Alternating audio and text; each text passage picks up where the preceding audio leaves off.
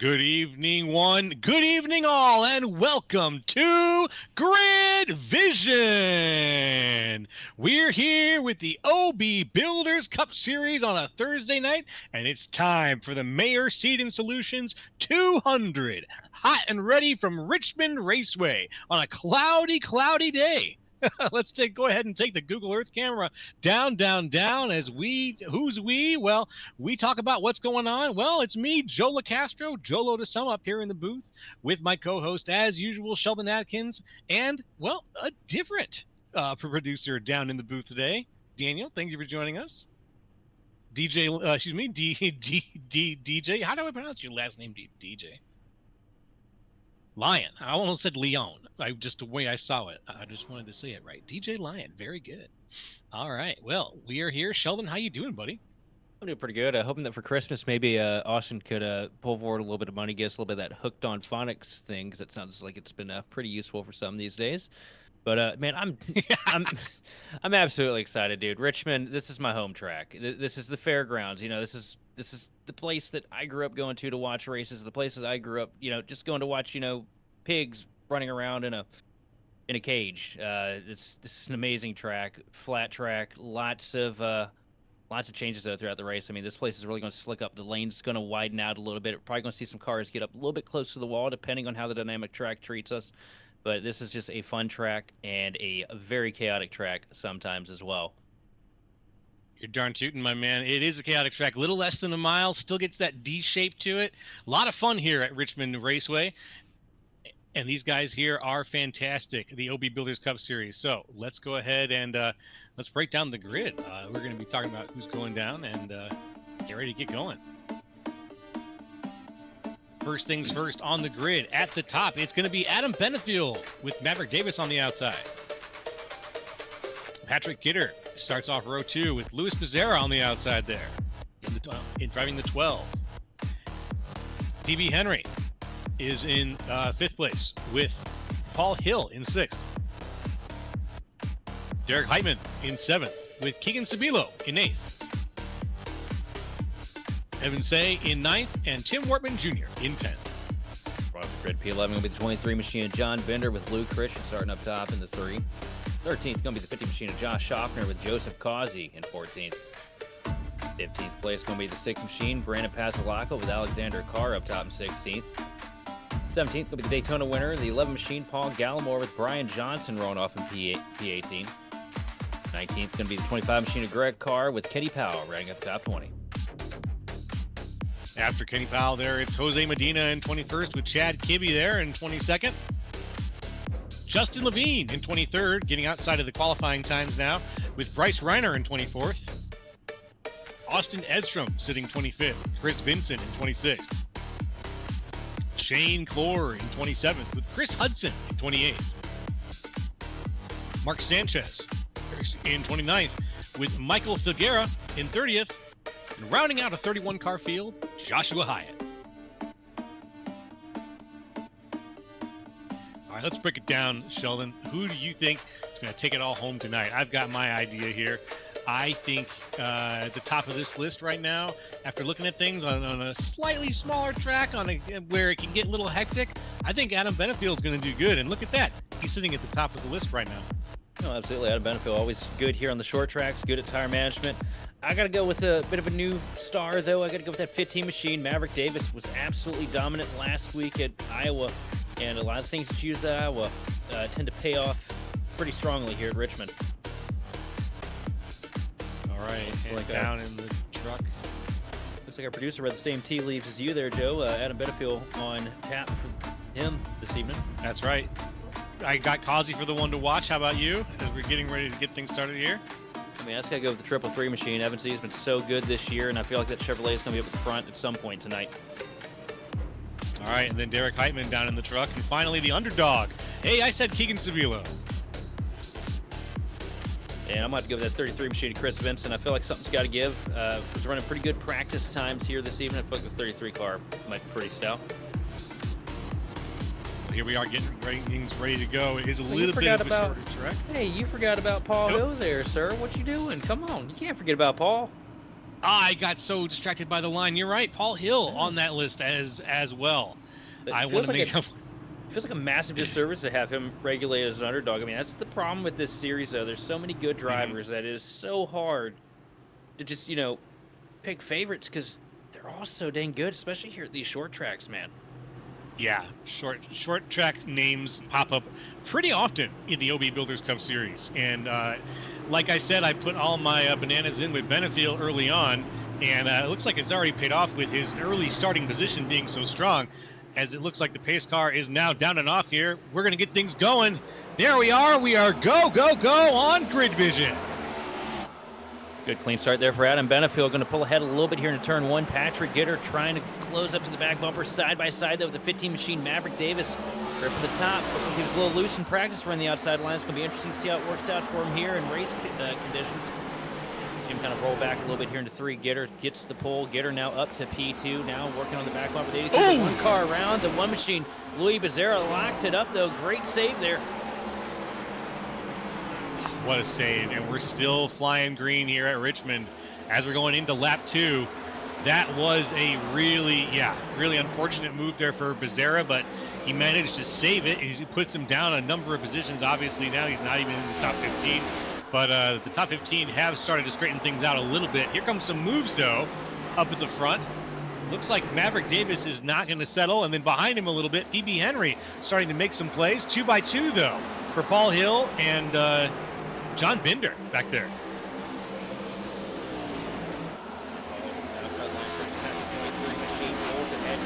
Finish line. Paul Hill takes the position now up to the back bumper. That's to check up early though. Evan C cracks the brake a little bit sooner than the 26 machine was hoping for. Loses a little bit of momentum here, but able to fall back in line behind the 333 for now.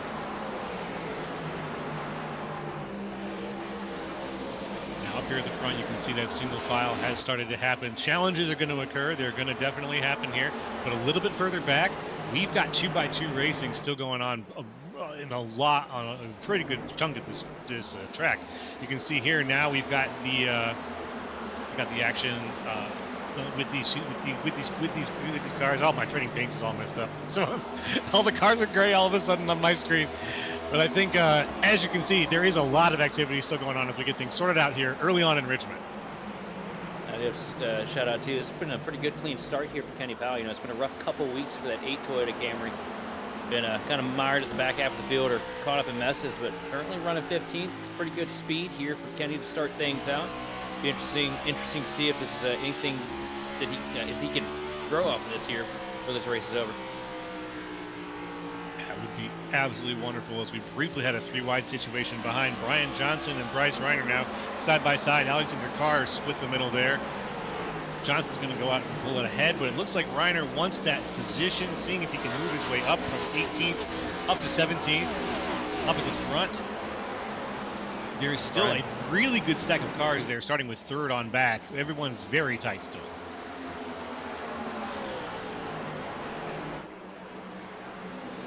Looking pretty good right now, working the outside line to try and keep that 22 machine at bay. Meanwhile, battle happening a little bit closer to the front of the pack. Battle for third. Maverick Davis has the third spot, but the 76 machine, Derek Heitman, wants it.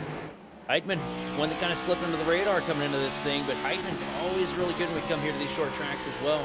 He's had a lot of success in the past in NIS and A Opens here at Richmond, and looks like he's got a lot of pace here tonight too. You're absolutely right, my friend. I should have said something when I saw his name on the list there. Derek Heitman is a driver that you don't want to underestimate in pretty much any circumstance, but especially in the short track, medium track setting, this sort of intermediate. Derek Heitman is dangerous, basically. And where he's sitting right now is a fantastic spot for him for a long run here in the night. We have 260 laps coming up here, so we have a long ways to go yet. But Derek Heitman sitting fourth right now, you're going to stay ahead of hopefully a lot of the trouble, and hopefully you don't cause any trouble as you try to not burn him off and just run this car as far as you possibly can during this green flag. So they also gaggle the cars a little bit further back right now, side by side. Joseph Causey getting passed by the pole machine of Brian Johnson. Johnson's making some pretty good moves here early on in the race. See him working that outside line through 1 and 2. And one of the first guys to really get up there and start pushing that outside line. It's going to be interesting to see how this comes back to bite him in the long run. as we now see the 22 machine Bryce Rayner going to get down to the inside of Causey into turn 3. And yeah. door here at the line. Rayner's going to pull ahead by just a nose into turn 1. It's not going to be an easy pass, though. You got Causey on the outside line now where he can build a little bit of momentum. He can hang on the quarter panel and just be absolutely annoying if he wants to. Yeah, that's very true. And that's what I was going to ask you. Do you think this is, I mean, this is obviously not where Causey expected himself to be. Now, he's tucked in behind Reiner completely right now. So any chance he had at pushing Brian Johnson, that has evaporated. He's now tucked in behind Reiner, which is, you know, being in a spot where you're not going to be burning it up quite as much, and you can just you can just enjoy the drive for a little while, especially early on. Might not be a bad idea for Joseph Causey, but he's now falling even further back as he, instead of being side by side with Reiner, he's side by side with Justin Lepine. Well, if I know anything about Causey, which unfortunately I know plenty about him, but it's probably Paul Gallimore just about loses out of turn 2, but corrects it pretty quick. Ooh, yeah. As I was saying, if I know anything about Causey, which I do, these are probably the first 16 laps he's had on the track this week around other cars. Yeah, just hopped in the sim on race day. He just hops in and comes out, runs with the best of the best, and puts together a good run without, you know, minimal prep, minimal practice. I mean, Joseph Causey is built different. I can dig that. That's the Dean Martin way of doing things. I like that. He didn't like to rehearse. You just show up and do it. Well, if you're good, you'll get it right the first time, right? Exactly. Exactly. And if not, well, the audience will forgive you because, you know, you're a hell of a driver. And he has made moves here on Grid Vision in a number of our series. So once again, just another name for the list. We've been so busy paying attention to the tail of the pack right now, we didn't notice that old PB Henry has moved himself up to the 3rd spot here. Just got past the 15 machine of Maverick Davis. PB's been on a pretty stellar run this year. Won at Indy a couple weeks ago. Was really fast. Led a lot of laps last week at Iowa, but just wasn't able to seal the deal with the ever-changing complexion and strategy of the race. And Maverick Davis really found an extra gear in the closing stages. But, you know, PB was so good last week. I mean, it would not surprise me if he could be a contender here tonight as well. Because, you know, I've said it a few times, but Iowa and Richmond, there's so much in common. And that's by design, though, because well, you know who designed Iowa Speedway, don't you, Jim? Oh, I know you don't. No, I thought I. Okay, who is it? Rusty Wallace. Oh yeah, yeah. Yep. I knew it was a driver. Right at the tail end of Rusty Wallace's career, they asked him if he'd like to help them design a short track in Iowa, and he said, "Yeah, sure, why not?" Basically, what he did was he more or less copied the shape and diameter of Richmond, and then told him to throw progressive banking at and give these guys extra lines, and that's how we ended up with Iowa. That's why the two look so similar, and they both race fairly similar. Iowa has a couple different nuances, especially once we get the repave next year. That outside line will be a lot faster. But yeah, that's why they have so many correlations, because Rusty Wallace was a big fan of Richmond Speedway, Richmond Fairgrounds, all the short tracks in the NASCAR circuit, and holds quite a few records at those speedways as well. Rusty Wallace, okay, that's darn good trivia, my man. I gotta remember that. Rusty Wallace designed, it was Iowa, right? Yeah. And you want to know an even cooler piece of trivia? Please. What was the name of Rusty Wallace's most winning race car? Oh, the yellow's out here. Well, we're gonna get that trivia here in a second. Hopefully, it's not like the yellow flag or something. What was the name of his most winning race car? Oh, it was Midnight. Midnight. Okay. Yep, car was solid black because they had a Miller genuine draft wheel back in the 90s. That's awesome. Well, let's take a look here at who went where. It looks like it was number 87 involved there. Yep. It was a couple. That was Austin Edstrom. Big wreck down the back straightaway. Yeah. Oh, Edstrom slides hard. Yeah, it looks like it's going to be from his perspective there, a rough situation as he gathers up a couple of cars with him. Let's take a look at the replay here. This right here. This is just going to be your classic Richmond wreck. Car gets a little bit loose coming out of turn 2 over the transition, and around she goes.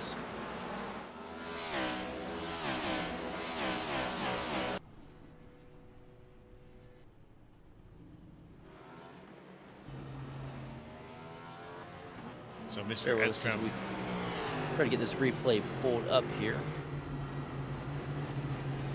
Yep. It's all good. Yep, it was Mr. Edstrom, unfortunately. It looks like he did gather up a few other names with him there. It was Alexander Carr and Shane Clore also, just sort of tucked in against the inside wall after Edstrom's unfortunate snap and half spin. But the three of them were able to drive off after that. I don't think anybody suffered any permanent damage, although it looks like Edstrom is coming back down pit road, so he might have there's substantial damage here to a couple of those cars. Alexander Carr completely folded up on the left front and the right front. Guarantee you there's a toe link bent somewhere on that 18 machine. And Shane Clore, right front of the Sockwell Ford Mustang, just completely bent out of shape. Oh, Shane's out. Yeah, Shane is disconnected from the race. Yeah, okay, I was keeping eyes on Edstrom there. I didn't see how bad it was for Clore, unfortunately. Bad, really unfortunate to see. Well, we've got the lights off here on the pace car. So when we come back around, we'll be getting things going again, once again here at Richmond Raceway, folks. The sun is setting, 27 out of 260. We're only a tenth of the way through this race here, and already we've got a disconnection or two. We've got a yellow or two under our belts. And let's just see how things go. How about you take us to the line there, Sheldon? Absolutely. We'd love to, brother. See the iRacing pace car makes a quick descent down pit road. Adam Benefiel and PB Henry front row right now into the BK Designs restart zone and up through the gears. Good, clean launch. Car number 83 as they come side by side for second across the strike. Patrick Gitter to the inside of PB Henry down into turn 1. Does PB Henry have the momentum up top? Maverick Davis, a little bit of a push to the back of the 21 machine here through 1 and 2. Everybody keeps it straight, though, down the back straightaway. Looks like we're going to be able to make the first lap. Ooh. No, we're not. Bryce Rayner gets turned across the field and sideswiped. Yeah, Reiner. That green car, I saw it go sideways, and I knew immediately that was Bryce Reiner in the 22, unfortunately. Just, you know what? This is the kind of racetrack, though, I think, Sheldon, where the situation of cautions would get cautions can really be true. That first turn, man, the first turn is nasty here, especially with so many cars thinking they have so many options available to them. And it looks like they do, but then you've got to resolve that on the other side of turn 1. And when you can't resolve that, it leads to these situations. Bryce Rayner down in the middle. Guys, a lot of going around the top. They end up 4 wide there for a moment with Justin Levine up against the fence. Bryce just gets a little bit loose right there in the middle, has no air either side of the car, and then just wham, huge crash on the back straightaway. Yeah, like I said, 4 wide's not an option. 4 wide's just not an option. It can be. Just doesn't work out though. You think it was there though? I don't think it was there. We could do it in the old car. Okay. Fair enough. If you're got the muscle memory for driving the old car, you're going to be driving the old car that way. As we take a look at some pit road times. We used to do all kinds of crazy stuff on restarts here back in the day. Yeah. Oh yeah. Just be able to get away with a lot more with the Gen 6 car, or heck, even the COT. Man, the COT racing at this track was a blast. 5th gen awesome. Cup Series car. It was, when I got to the service, it was already retired, but ran a couple leagues in that car, and always voted for Richmond to be one of our short tracks. Just love this place so much. And you don't know ball until you know 900 horsepower with a crap load of downforce and side force going into turn 1 at Richmond on a restart. But you know, right, I figure it might be time to give you guys the keys to the race here this evening. If you're going to get the job done here at Richmond, first things first, you want to paint that stripe all the way through the corners. You want to get that left side tire down there to that yellow line and just pretty much hug it. There's kind of a spot where you can thread that left front tire in, and it kind of helps you rotate the car. It kind of feels like you know, if you ever watched Initial D growing up, it feels like hitting that drainage ditch at Mount Nakano. Second off, it's going to be all about saving those back tires. You've seen cars get loose, self-spin on corner exit in practice. You see it, seen it already a couple times here in the race. You just want to keep that right rear tire alive as much as possible. So that means just basically drive that thing like you got an eggshell under the pedal. And last but not least, it's about attrition. Don't go out there and try and win it early. Let these guys whittle themselves down. You know there's going to be wrecks. You know people are going to have bad days. Just get out there, make no mistakes, and let the race come to you. All right, good keys, good keys. As we got everybody stacked back up, getting ready to go. There goes the pace car, and we are green. We are back in action. Look at that great launch from Benefield there. Yeah, Benefield really getting through the gears quick here. Still logjam side by side behind PB Henry, working the outside line down the back straight. They're going to pull a nose ahead of the 21 machine of Patrick Gitter here to 3. But here comes Gitter taking another peek to the bottom of 3 and 4. Yeah. Dead heat drag race to the line. PB Henry going to hold the second spot here on lap 35 as they come back into 1. That's amazing. Oh, 3 wide in the back there. We can see now that Justin Levine goes wide to the outside, flies around Kenny there. That 3 wide's resolved itself. Evan Say now side by side with Maverick Davis for 4th place. Say's not going to have quite enough speed though. Wow, we're still side by side here as these guys are all challenging each other for position. This is a very, very exciting start to this race, and they're just barely holding on to it though. 2 wide is an option here, but for how long? And around the outside, here comes the 333 machine of Evan C. Up to the right rear quarter panel of Patrick Gitter. Gitter gets a little bit better of a drive off the corner, though, working that inside lane. Now Evan takes a peek to the bottom, trying to hold that 15 machine of Maverick Davis. It made Maverick all over the back bumper of the 333.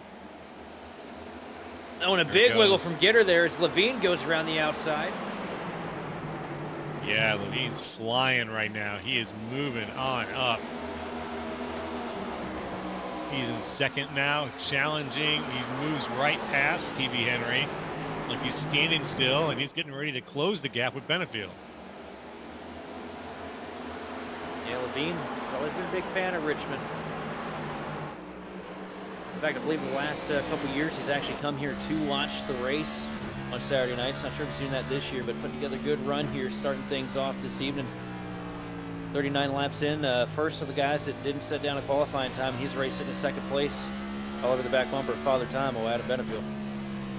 You know what's interesting is that he is driving the exact line that Adam Benefield is driving right now too. They are locked onto each other, like in terms of when they move in, when they attack the corner, how deep they're driving it.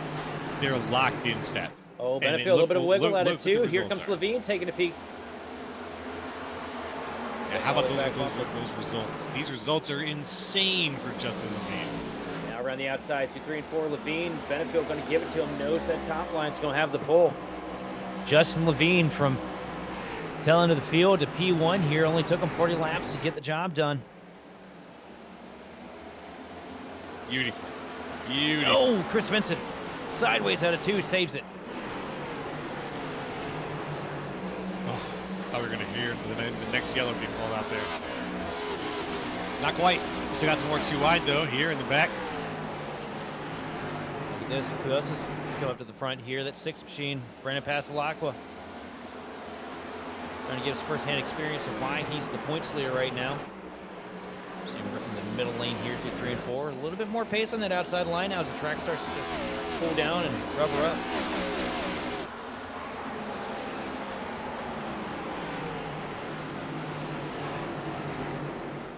That's kind of how you want things to go. Let's take a look at the conditions right now here at Richmond. Track temp right now, 93 in the air, or 93 on the track, excuse me, 83 in the air. So the track's just a little warm as the sun is setting here. Humidity 37 degrees, 5 miles an hour, not too bad out of the east-southeast. And right now it's 7:50, so yeah, the sun is rapidly going down. Or actually, is this a time lock series? Or did they have? No, the sun is definitely setting. The track's gonna. Yeah, I thought so. It's gonna get darker and colder out here for too long. Actually, the weather, from somebody in the Richmond area, not that far off of what it is currently outside here. That's fun. A little cooler where I'm at. I live a little closer to the coast, but Little verisimilitude here in the game versus real life, or in the simulator, excuse me, simulating things. Right now, but the front of the pack, though, Brandon Pasalakwa has found the back bump of the 19 of Justin Levine. Sixth machine around the outside line through turn 1. And Pasalakwa, this is another track that's in his wheelhouse as well. He's always been really good on the short tracks. I mean, this place comes down to tire management. I think of tire management. I think of this series. I think of that 6. I think of the 83, especially. As well as that 21 machine of Patrick Gitter. Those 3 just kind of stand above everybody else. You see Pasalakwa now to the bottom here into turn 1, trying to get to the left rear quarter pound of the 19. Justin, though, on the outside, going to carry that momentum a little bit better, gets better launch down the back straightaway. This is going to be a hard pass for Pasalakwa. It's going to be really tough. And you know what's great, though, is that Levine is very spatially aware. And as he was doing that little maneuver there with Pasalakwa down on the inside on the quarter panel, he gave him plenty of room. Even, he knew he had the momentum. He knew he was ahead of him just enough, but he still gave him plenty of room. Didn't have to. Could have just charged forward from the middle line, but it was very good, very cool to see, see a driver who's got that kind of peripheral vision going on, and who's aware, like, all right, he's right there in my blind spot. Gotta take it easy. Gotta take it easy. Another couple passes happening a little bit further in the pack right now. The 50 machine, Josh Schaffner, another one of the Paradigm Chevrolets, teammates with Pasalakwa, working the outside line through 1 and 2, and he was able to pick off 2 spots in the process. Got by the 21 of Patrick Gitter as well as the triple 3 of FMC. 50 car coming to life here as the sun starts to set. Josh Schaffner, love it. 50, driving forward.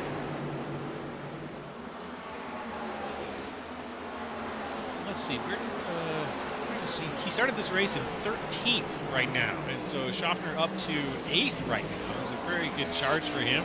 Made up plenty of positions, even through the yellow flag situations that we've had. He's been able to hold on to that. Schaffner currently one of the fastest cars on track, too. He's starting to close in these 2 in front with PB Henry and Maverick Davis going toe-to-toe here through 1 and 2. That's a battle of 2 aggressive drivers right there between PB and Maverick. Those are 2 guys that aren't afraid to lean on you if they have to. But this is going to work out for Schaffner because Maverick got held up on the inside lane there trying to get by the 95. Now Schaffner rockets around the top here at the start-finish line. Up to P7 here for the 50 machine. This is the best he's run in a handful of weeks as well as he gets to the top now. PB Henry, that car is just flying. Yeah, whatever PB feeds that thing, it's always got a little extra in the tank. Manages to find its way up back to the front almost every time. He's sitting around 7th right now, but I wouldn't be surprised if he was able to close that gap and get his way up to 6th or 5th very soon. PB's great, man. Josh Schaffner is just flying right now. That's true. He is kind of cooking. Ooh, look at that 3 wide. Yeah, close quarter racing a little bit further in the back there. I think that was I think Patrick Gitter was involved in that. FMC now in the middle right now as he's trying to get past this 23 machine. John Bender putting together a pretty good run. And Causey has slipped back into the mix as well with these guys.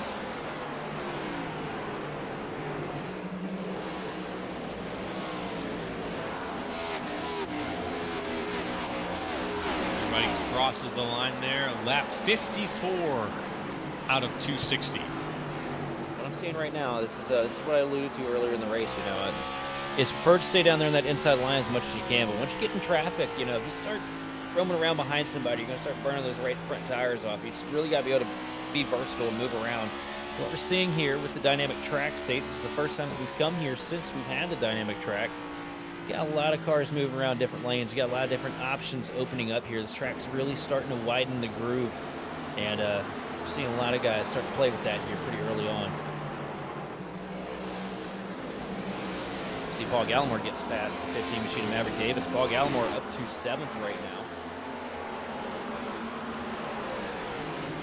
The machine running pretty good here. Chris Benson working the outside line. Remember, he was dead sideways a handful of laps ago. He's back up here in the top 10, currently running in 8th as he gets by the 15 machine as well. Well, whatever he figured out, yeah, in terms of the machine, he's got it locked in now. And he's looking pretty good. He's top 10 and making waves. Seeing right here, Joe, all these different lines working. All these comers and goers. You got some guys just showing up out of thin air, it feels like, making big moves. This is why this track was referred to as the action track for about 15 years. Schaffner still making pace here on that outside line, now getting by Adam Benefield. He's worked himself up into the 5th spot. Really good run for him tonight.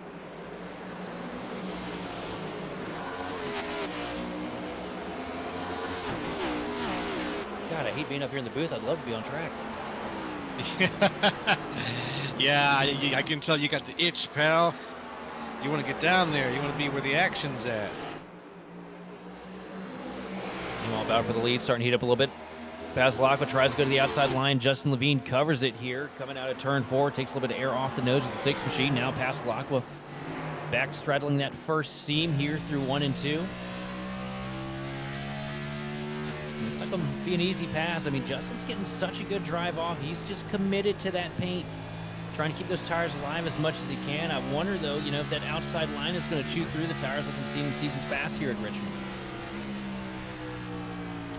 Well, it's going to be, I guess, that is a question of time. So, what lap does that happen on? We've had a few yellows. I don't think anybody took tires, obviously, during those yellows.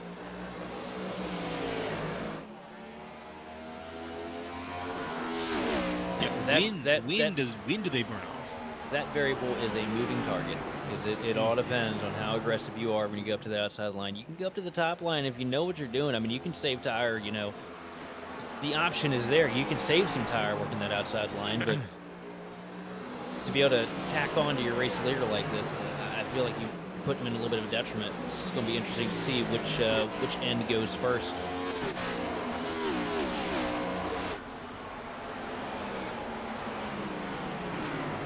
See Adam Benefield working the inside line here, trying to get past the 4 machine of Brian Johnson. Brian Johnson moving through the field. All these Paradigm cars showing a lot of great pace here tonight. I think this is the most on board that entire program has looked as a whole all season, because just about all the teammates up here running pretty well.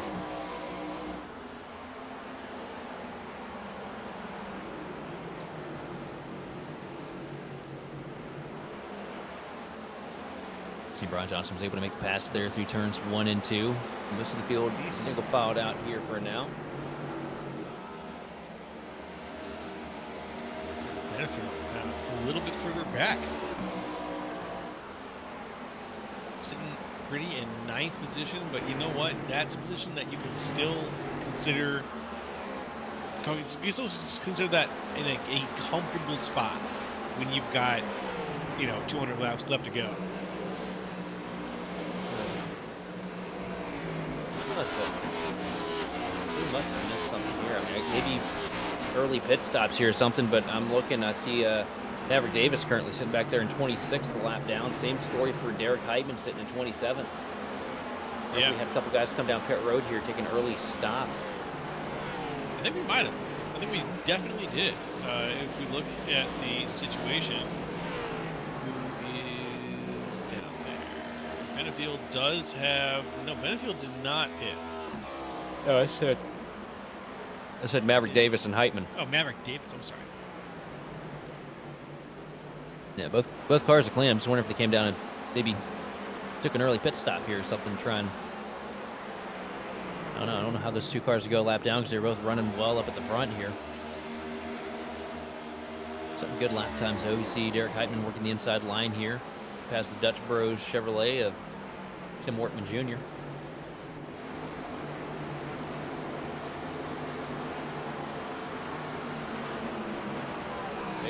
Based on the lap times relative to everybody else, I'm pretty sure these guys took tires there.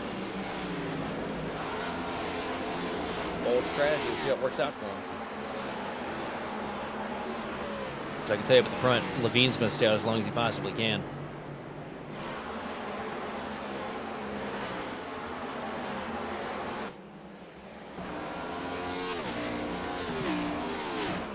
Zoom, zoom, zoom. Here we go. Eyes on, I think it's Gallimore there. Yep, Paul Gallimore. Number 6, kind of a man alone right now. Not really challenged, not being challenging. Yeah, that's what we call no man's land when we come here to these short tracks, the road courses. It's kind of been up in a pocket all on your own.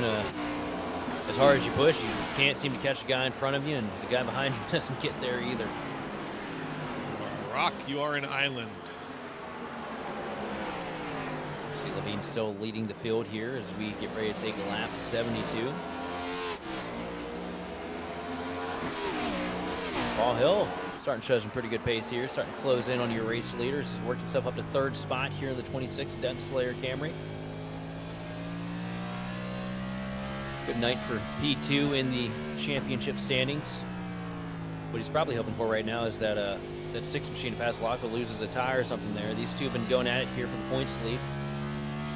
Paul Hill led a majority of the season so far. Had to take an early out at Indianapolis.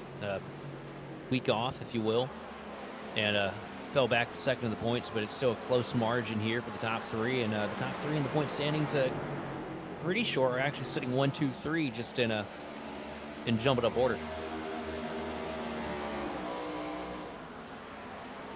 Oh no, and big issues for the 50 machine of Josh Schaffner. Just got sent down pit road, having latency issues. It's horrible. He was running probably the best I've seen him run most of the season. Yeah, good to see it. Him get unraveled by this kind of situation. It's not what you want to see. Yeah, really, very, very hard. It's heartbreaking when it feels like it's out of your hands. If it's a crash, or you could be like, oh, you know, it was partly me, or oh, it was all that guy. But in this kind of situation, it's completely out of anyone's hands, and it just feels terrible. The kind of moment where you have a strongly worded letter for your ISP.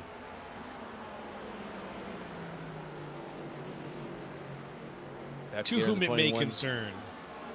After getting on the 21 machine, another one of those guys came down pit road here to take a dice, roll the dice on strategy. Sorry about that, guys. Hiccups. About exploded there. Yeah, that's what it sounded like. Thank you.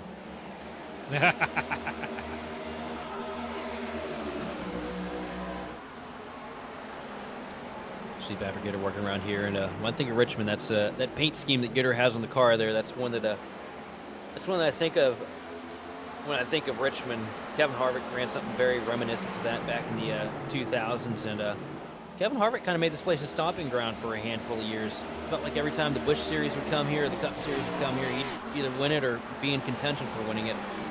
First race I ever saw at this track in person was back in '03, and got to watch Kevin Harvick in the Payday Chevrolet burn it down on the front stretch. The Payday Chevrolet. Yes, the Payday, and it is the Payday that you're thinking of, candy bar. Yeah. Hershey's was a supporter of Richard Childress Racing there for a bit. Around the year that Harvick hopped in the car back around 01, 02. That's a really cool looking paint scheme too. Memory serves me right, fellow iRacer Kevin King was the one that did the mock-up for the Reese's car he had in 04. I was about to say, it looks like Paul Hill has moved up to 2nd place here. He's made the pass on Brandon Pasalacqua, and Pasalacqua has fallen back into 3rd. Yeah, Paul Hill's got a lot of speed here, and Paul Hill's another one of those guys that really likes to keep those Goodyear Eagles tidy beneath him. This could be a handful here for Justin. This is the kind of night Paul needs too. A night where he can get out here, lead a couple laps, maybe get some extra points, and be in contention to get a win. He's had great success this season. Adam Benefield down pit road here.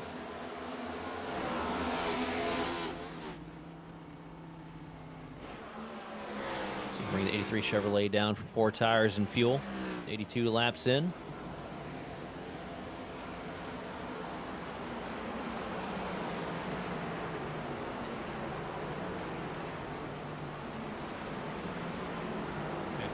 Front of the pack. Leaders having to deal with lap traffic now. Justin Levine was able to carve through a couple, got past Chad Kibbe. He's got Maverick Davis in the 15 machine on fresher tires breathing down his neck. And all that is separating Justin Levine from your 2nd place runner, Paul Hill. Paul Hill now down to the inside here on the 45 machine down into turn 1. He'll be able to clear that lap traffic as he's got Brandon Passalacqua just a couple car lengths behind him, but Passalacqua gets held up here on turn 2's exit. That 45 is still up there.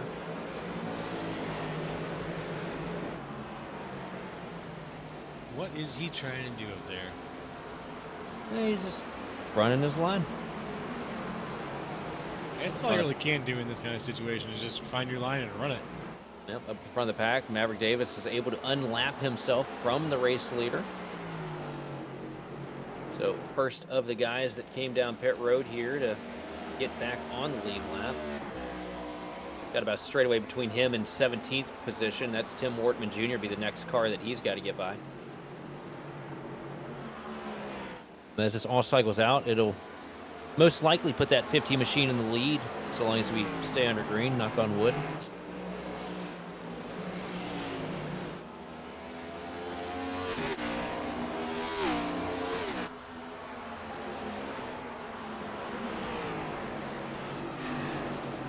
Right now, we've got a few stack ups here and there. Oh. Brandon Passalacqua just getting passed by some lap traffic, it looks like. Started that last time. Justin Levine just a little bit quicker. Second place, Paul Hill. Paul Hill now going toe-to-toe. Derek Heitman and Patrick Gitter trying to get their lap back. Going to dive down underneath them here into turn 1. See the Fortis Motorsports teammates currently running position 20 and 19.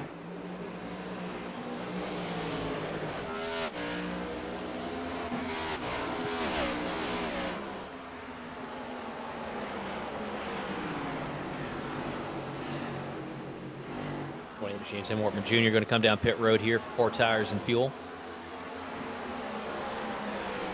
Might start a trend. Let's see. Racing is far enough ahead to be able to see him do this. This right here, this is the point of the night where it gets fun for these guys. You got the chess game of strategy at play here. Been busy saving tires, trying to keep that car in one piece. You kind of just end up in a flow. You get a rhythm when you come here to Richmond. These short tracks, it's all rhythm-based. You get a feel for it, and you just rinse, slather, repeat until the checkered flag comes out, hopefully if there's no caution in the way. And you kind of just space out, zone out. You're just focusing on what the car's, telling you, and that's it. And it's kind of what you call a Zen state, Joe. Zen state. I like that. A flow state, kind of. Something like that. There's very few tracks that can be as relaxing as well as stressful as Richmond is. And this place will kind of just put you in your own little headspace. A lot of fun. That's really neat. It's a cool observation, man. I never really put two and two together on that, but I'm glad that there's a track that has that kind of sort of relationship to its drivers. Here, and if it goes green for more than 25 laps at Bristol, we'll do the same thing to you. And then somebody wrecks, and then, you're back out of that Zen state, back stressed out and angry, and you're probably going to end up throwing somebody the bird. Then you realize they can't see it because you're behind the computer and not, behind the wheel of an actual car. I'm doing it right now, as hard as I can. And I have a little button on the wheel that I push every now and then. It's this middle finger out the window. I've had that since 2019. I had to explain the humor behind that to Nim Cross at one point. Wow, way back in the day. Explain that. Well, I'm glad you did. Very glad. Been in trouble a time or two on here.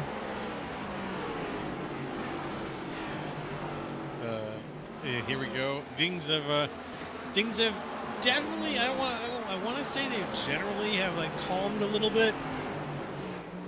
It feels like the leaders are still leading and setting some really impressive lap times, while as the rest of the pack is just kind of trying to figure things out amidst fighting everybody off around them. See Lou Bezerra getting past your race leader here to get back on the lead lap. Levine has pulled away here for Paul Hill by a good amount. Just over a second separating him from second place. That's Levine entering turn 1 there. That black and red car, the Dent Slayer Toyota Camry back there in second place. That is Paul Hill. Tim Wortman Jr. in between them. Now Wortman down to the bottom here to turn 3, get back on the lead lap himself.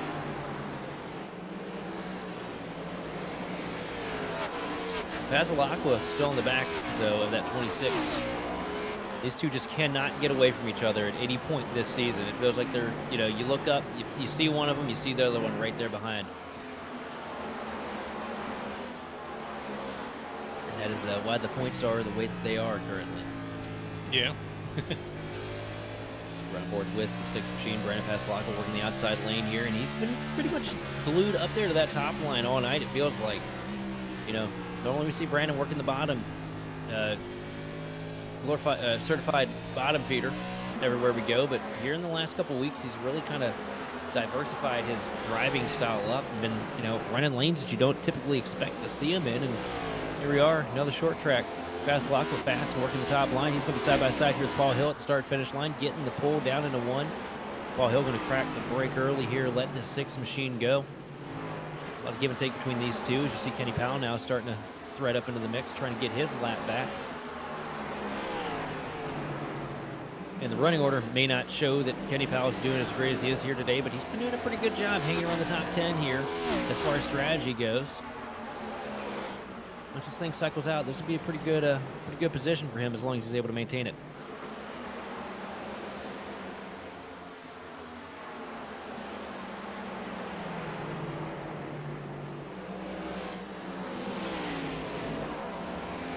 There we go, side by side. Kenny Powell. Levine, ooh, just left in the dust there. Yeah, that's fresh tires versus oldest set in the field. That's true. Powell just sliding on by right there. And here comes the next person. Yep, also sliding on by Kenny Powell there.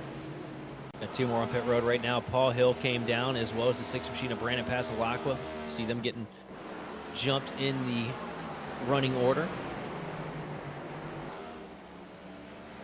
Looks like Paul Hill now running back in 11th spot. Currently scored 2 laps down. Justin Levine staying out here up at the front. He's him and a handful of these guys up here in the top 5. Justin Levine, Causey, Greg Carr, Vincent, and Bender. Those are the last ones here on old tires. Once they come down, that'll probably put Maverick Davis back up at the point. Oh, we still got a few more guys out here on older stuff. Sorry, the timing and scoring is being a little buggy here for us this evening. Maverick Davis is currently up to 6th, though, so what I did just read a couple minutes ago is absolutely correct.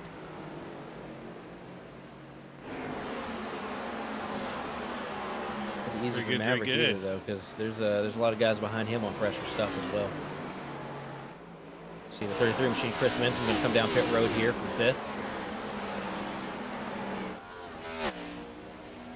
Question is, when does Levine come down? Has he stayed out too long?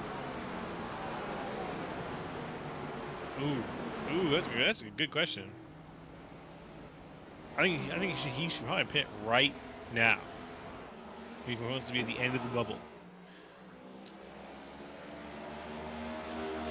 But I doubt he will. Like I said earlier, if I know Justin, he's going to run this tank out. When it comes to the short tracks, Justin always tries to stay out as long as he possibly can. And looks like that's what we're seeing right now. Because the last thing you want to do is come down pit road and have them wreck. See, Didi Henry taking a dive down to the bottom here to get his lap back to the 95 CFM Performance Chevrolet. There's a stripe he's going to be able to do it down into turn 1.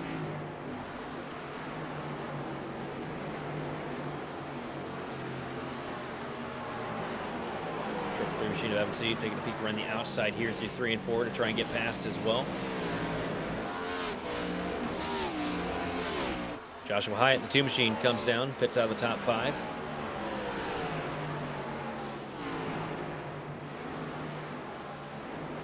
As well as Greg Carr in the 25 machine comes in from 3rd spot. All the pit stops here are going to move Maverick Davis, your first car on 4 fresh tires, up to P4.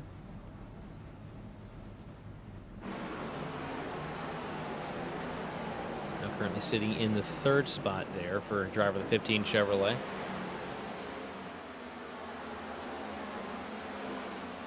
See Paul Hill dive down to the inside of the leader, get one of his laps back here after his pit sequence.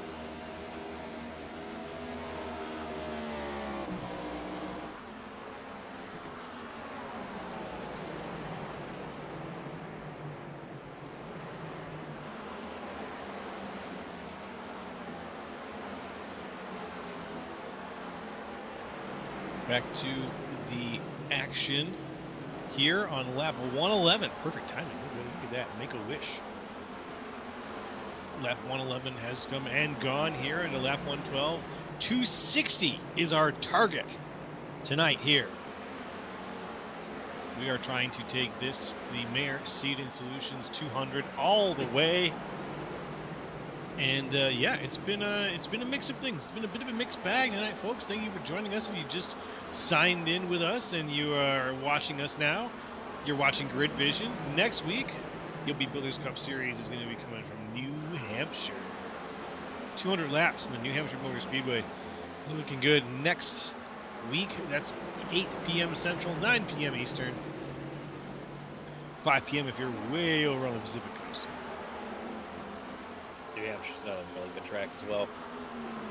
Love the flat track swing that we get in the mid half of the season here. Wish we had more of these short tracks on the schedule, personally. Speaking of people that want more short tracks, see Keegan Sabila on the 77 machine creeping around the outside line to get past Justin Levine.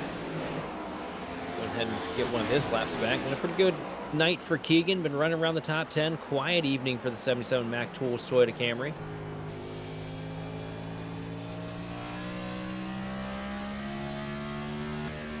Sitting in your 11th spot, just got put back on the lead lap there.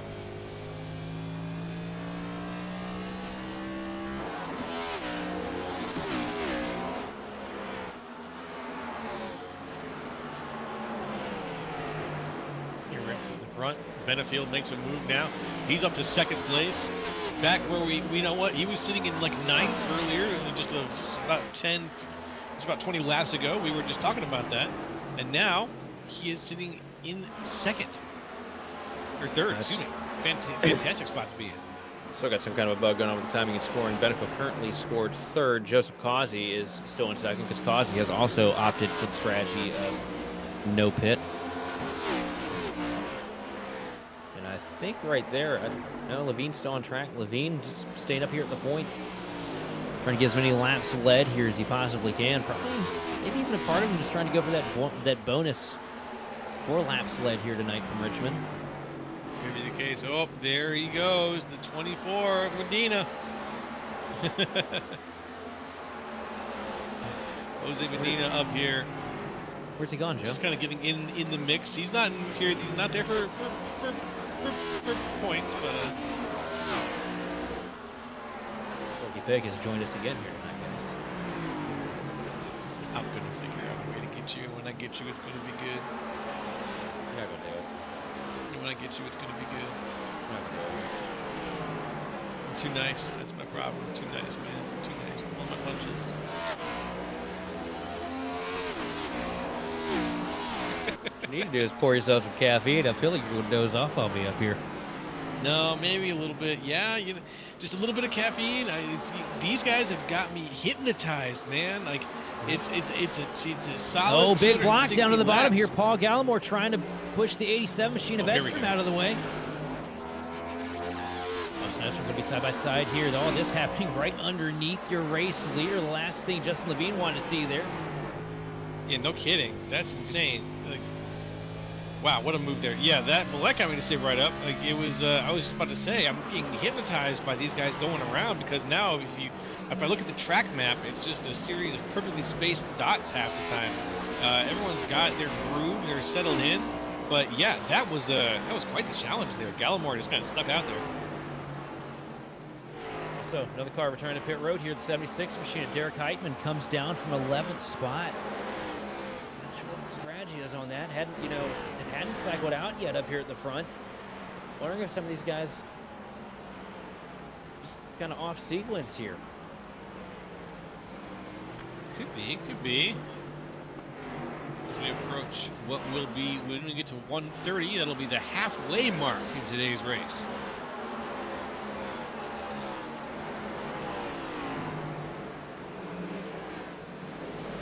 Derek Heitman down and away, and yeah, it looks like that might be the mark that Justin Levine's trying to reach here, just that 1:30 mark.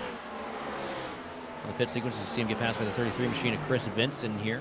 Vinson going to get his lap back, and it's been all one-sim up here at the front for the latter half of the race here. Justin Levine leading Joseph Causey. Paul Hill carrying the flag for Bigfoot Chassis Collective back there in third.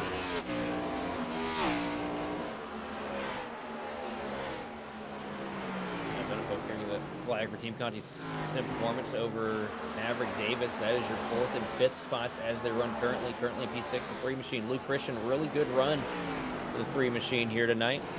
Holding on to a top 10 spot over Brandon Pasalacqua, who is slided back to 7th here with the pit strategy.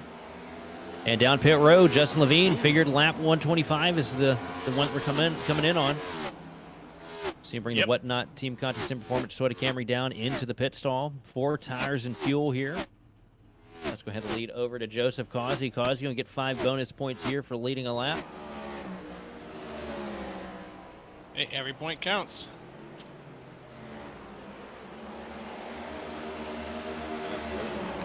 But now we're seeing strategy again come back into play. This is a green flag pit stop, so this is a chance for him to really show off what he's doing for the long term. Now that we've gone halfway, you know what they say, you can only go halfway into the woods. The other half, you're going out. And now we're on the way out of the woods. I'm interested to see how these guys pull it off. Causey wasn't able to lead a lap there, quickly overtaken though by the 26 machine of Paul Hill. Paul Hill back up at the front now, leading his first laps of the evening here at Richmond. And showing that he kind of had this strategy perfectly pegged there. He's got the lead here, was faster than, a lot of guys that came down earlier than him on the transition. So good run here and good call for Paul Hill to get that Toyota Camry up here to the front and get a couple laps led.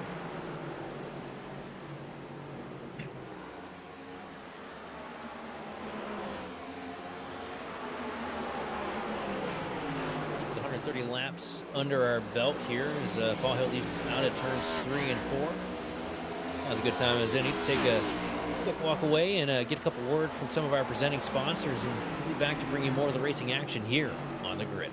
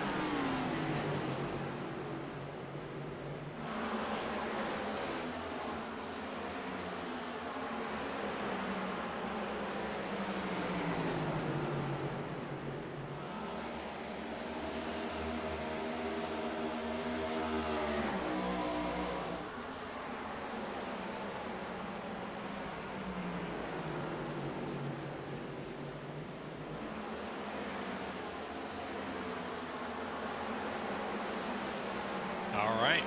We we are live and back here at Richmond Raceway for the OB Builders Cup Series Mayor Seed Solution 200. And out of that 200, we've crossed 141 laps out of 260, just a little bit under a mile here at Richmond Raceway. And it's been, well, we've had some nice green flag racing recently. We've had a few yellows here and there. We've had some disconnections. But now we've got everybody out who's left out, and they have been driving.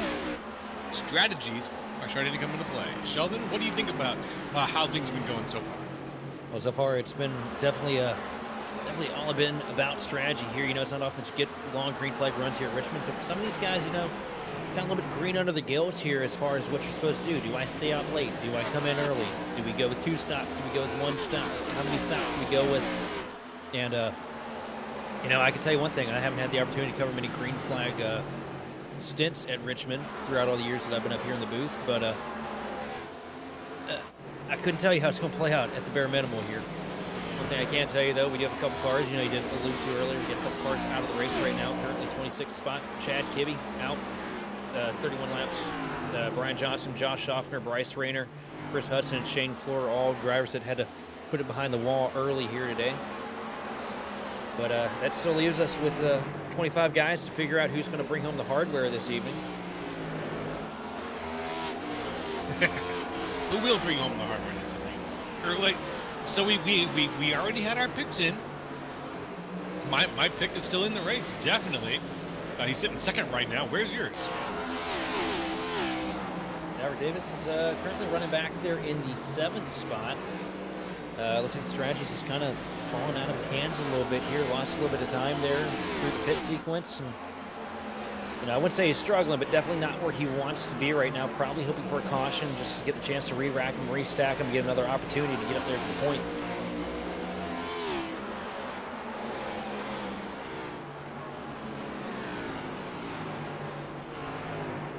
Meanwhile, the wild card underdog pick, Keegan Sabila, putting together a really good run, sitting there in 6th spot, showing just how comfortable he is every time he comes to the short tracks. The 77 machine's been quick all night. Been a quiet night, you know, no big flashy moves, just, you know, slowly creeping his way through with tire management.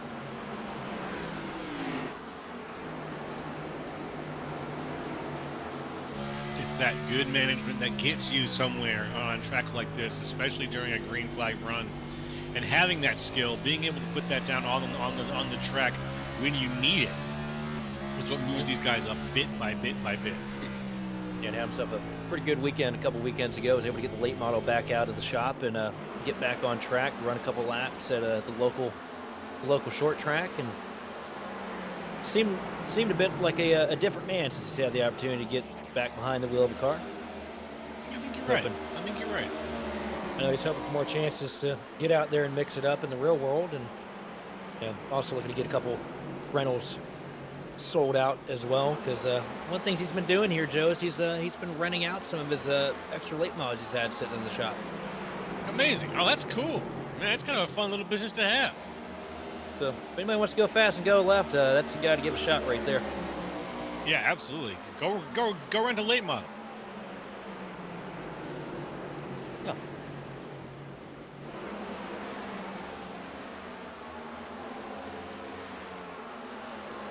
That's wild here. Fantastic opportunities for everybody here as Paul Hill is still leading things out here in the front of the pack. There's a lot of traffic, though, going on, obviously, as things have been getting mixed up here left and right. Gap of about 4 seconds between him back to Benefield. Benefield 3 wide right now with Pasalacqua and Gitter. Gitter going to slide up there in front. Gitter currently racing to get himself back on the lead lap there on the same pit strategy as his teammate, Derek Heitman. So a lap down for the 21 machine, just trying to get back up to the front of the field. Meanwhile, Benefield going toe-to-toe here with Pasalacqua. Pasalacqua up at the top of the hill here through 3 and 4, where we've seen that 6 machine just about all night. You see why. Look at the momentum down the front straightaway. Pasalacqua going to pull up back up at the 2nd spot. And somebody I got to give a big tip of the hat to here tonight. Sitting back there in 4th and looking really competitive as the laps start to wind down. Luke Christian. It's been a bit of a rocky up and down season here for the 3 machine, but tonight just showing up with a lot of pace here as this race runs runs into the later stages. That's right. Very good pace. Very, very good pace out of Lou Christian. Read the room, figured out where he needed to be, and now sitting third overall after making the pass on Adam Benefield there. Sitting third overall in the stack, and looking like he's in a pretty good spot to get on the podium here for the end of this race. It's going up to P3 right now. Look at this. Keegan Sabila works himself back up into the top 5 here for the first time this evening. Sitting in the pit spot. Right. Was able to take that spot away. I think Maverick Davis came down pit road there.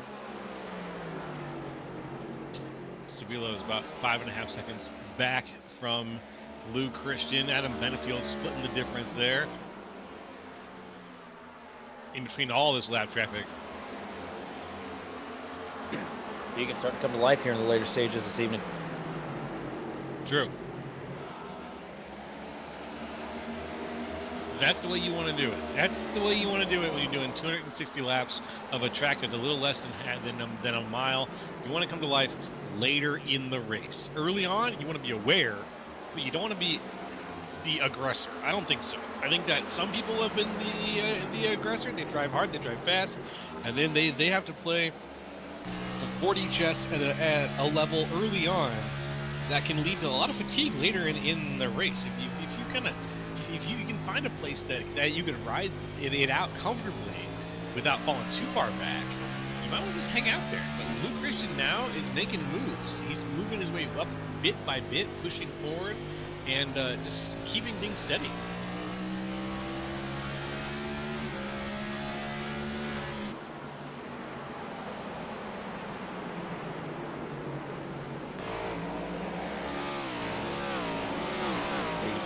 Getting overtaken by Justin Levine here for the 5th spot. Levine on way fresher tires makes the pass with ease here through 1 and 2. Not sure. Justin might be on the right strategy call here. If he can stretch it to the end, I think it's possible.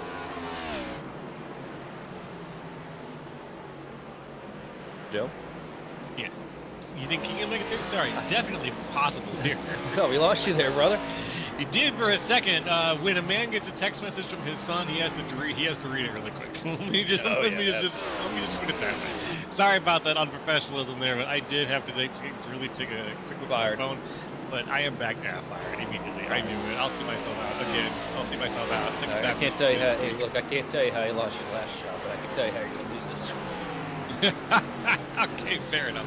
The best thing I've ever heard. I think Levine might have the right strategy call here, though. I mean, he's got a lot of pace here. He's on fresher tires, and the majority of the cars around him starting to close in on your race leaders. Just by Sabilo, back up into the 5th spot here for the 19. But it's still too early to tell, man. We got a long ways to go in this thing. Yeah, it is early to tell. It is. We just are crossing the 100 laps left mark at this point. We're sitting at what? Lap 1? Yeah, 163 out of 260. We're just about 90. We just got under, it's about 93 laps left to go. It doesn't feel like, it sounds like a lot, but now, as you've said, things are winding down. I think that the strategy he needs to employ is one that's going to get him toward the front of the field in a timely manner. And I'm not sure how he's going to do that right now when he's just kind of sitting by himself out there. He's got to stay out there. He's got to stay out. Yeah, that's really it. He's got to stay out as long as he can.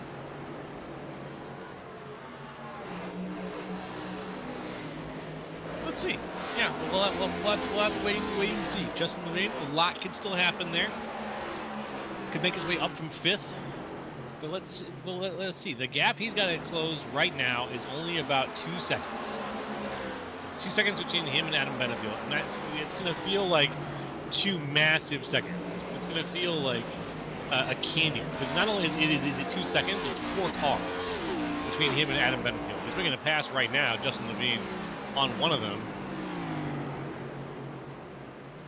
So he's got a few bumps in the road to get up to just the next level. And then after that, well, the gap between Levine and Lou Christian is only about a second. So We'll see. I know I've said that about 5 or 6 times, but I'm gonna keep my eyes on Justin Levine.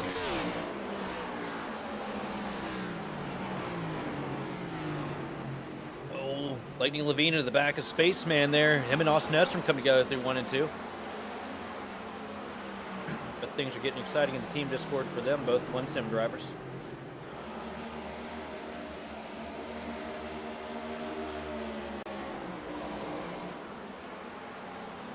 See Edstrom getting down to the inside, trying to get past the machine of Louis Bazera. This is the battle for 18th, happening right in front of Justin.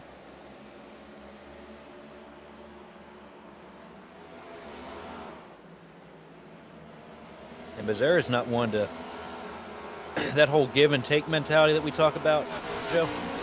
Yeah. Bazera is not one of those that subscribes to that. No, he's not. Yeah, you can tell. This is not his style. He's not a give and take kind of driver. How would you classify his ways if he's not give and take? Oh, you just take the give out of it. Yeah. That's very well said. Well said, my man.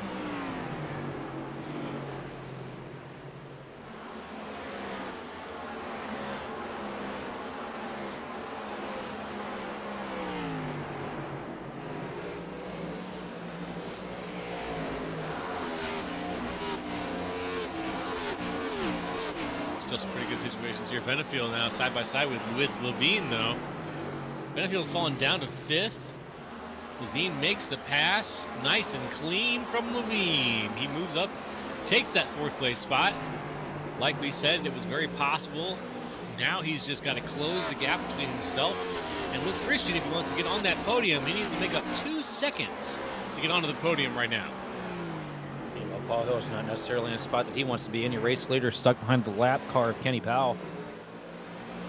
These two running very equal lap times, and Kenny Powell just kind of using up all the track that he can right there in front of him. Yeah, he needs to make this pass. He needs to make it now. Or he's gonna Powell almost loses it coming into turn 1 all the way up into the gray for the 8 machine. That's not going to look good. He's going to hit the wall. Yep. Off the wall goes Powell just a little bit, but that is going to go ahead and give Paul Hill the room he needs to make a pass. So 26 maintains the lead. He just sent it too deep into the corner there, right in front of Paul Hill, and got up into the marbles, washed up the hill, and lost a whole bunch of time. Luckily, didn't loop the car in front of your race leader. That would have been a huge blow for everybody here in the field. See Paul Hill just trying to ride off into the Virginia sunset here, though. Been a good night for him this evening from the River City. He's had a lot of pace. It seems like every week those Bigfoot cars get a little bit better. You know what? I think that's a good read on that situation, man. They really do. And Paul Hill is one that we've talked to a number of times on in Victory Lane. We've seen what he's capable of. Ooh, check it out though. CFM Chevrolet down pit road. Evan C come down for the final pit stop of the night. 4 tires and fuel for the 333.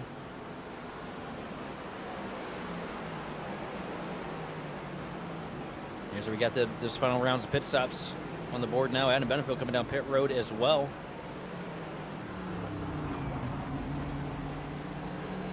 Man, look at the amount of marble buildup on the bottom of the track there. All the way through pit road. You can just see where the marble's been coming off of the cars when they come in and pit. Yeah.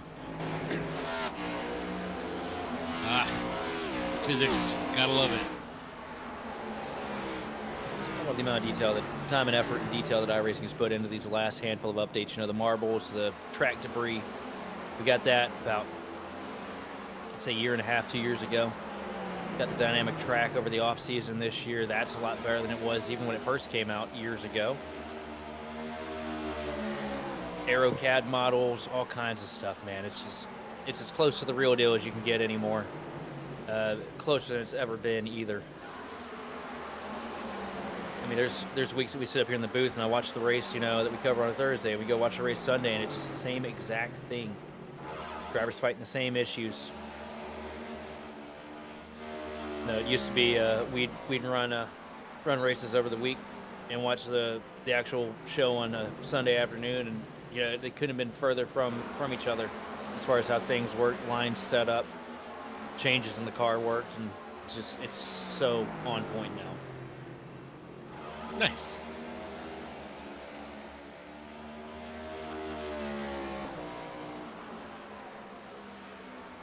I'm glad I'm here to enjoy the benefits of the new era.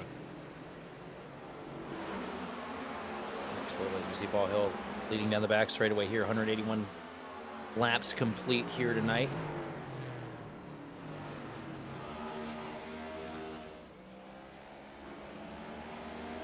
He's going to bring that Toyota Camry down pit road here. That's a fast car, so we'll see if if he's. It feels like he's tucking into the strategy nice and early, because there still is a very good chance that a bunch of these guys are going to get their next pit stop in within the next 20 laps. Their final pit stop. This should be close to it. I mean, I don't really think you want to pit too many more times. Just the amount of time you're going to lose on track if you come down again. Just feels like it kind of makes it pointless. I like the strategy that Levine's going with. Just stay out as long as you possibly can. Because it's less time you have to, slow the car down to 45 miles an hour and go park for 10 seconds.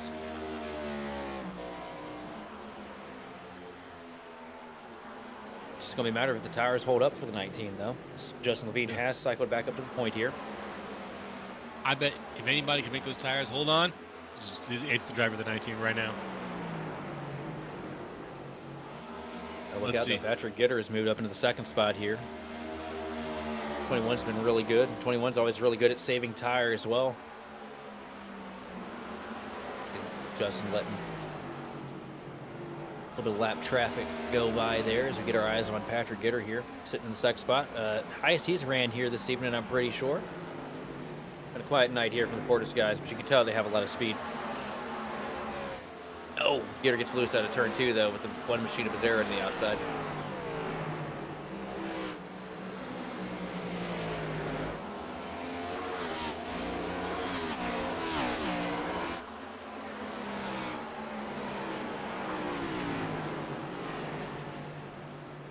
All right, folks, 186 out of 260. You are here watching Grid Vision. It is the OB Builders Cup Series on a Thursday night, and we are watching the Mayor Seating Solutions 200. It's Joe Castro up here in the booth, Sheldon Atkins and DJ Lyon down in the truck, pushing the buttons, pulling the levers, making it all happen. And we are bringing you the end of this race, the final set of laps here as we wind things down. It was a long build up to this point with a lot of chills and thrills and spills and some, I guess, thrills. No, it's going to be with chills, thrills, and spills. But now that we've got those out of the way. If you look at the garage. And a few kills. Yeah, there's been a couple kills here. That's true, and a couple of kills. And now that all those are out of the way, we have had a pretty solid stint of green flag racing here, only broken up by some pit strategies. Pardon me, some pit strategies. Oh, someone just missed pit lane. Yeah, you get that on them big jobs. Yeah, I didn't quite catch the number of that car, but someone almost just slammed into the bollards there. Who is that? Yep. Number 2, Hyatt. Yeah, Hyatt was very, very close there to just hitting the bollards and cracking into the inside of the lane there. Glad he did. The bollards, I said. But they're not really bollards. Oh, they're like barrels. Barrels. That's what I meant to say. Yeah, they got a whole bunch of water in them. I think I put together the word bollards and barrels into the same word. Tried to figure out how to describe them. Yes, yeah, he almost hit the water barrels. That's a tough break there. It's running really well. I mean, we saw Levine make the same mistake multiple times last week at Iowa. That's what took him out of contention. Twice? So, yeah, 2 laps in a row. Missed pit road entry. That was crazy to see that happen 2 times in a row. Was able to rebound to a decent finish, but that took him out of contention for it. So I'm sure he's practiced his pit entries. You see him come down here now on lap 192 for the final pit stop of the evening for the 19 Toyota Camry. That looked like a black flag to me. That looked perfect. Yeah, you think so? That was fast. Ooh, that was fast. I think he nailed it. I think you're right, sir.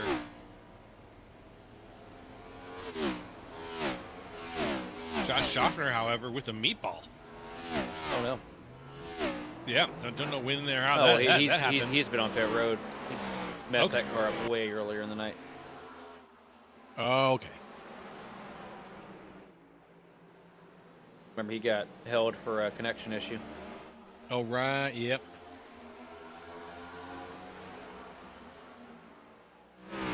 Oh, Maverick Davis, a little bit of contact there from the 28 machine of Tim Wortman down into turn 1. So you gonna pay him back? Ooh. Got a little bit of a shove behind. I don't think Wortman was trying to do that. It was a very abrupt entry from the 15 machine there, and I think Tim just lost sight of where that right front fender was. Wortman now going to go around on the outside here, and Maverick Davis going to crack the throttle, let him in.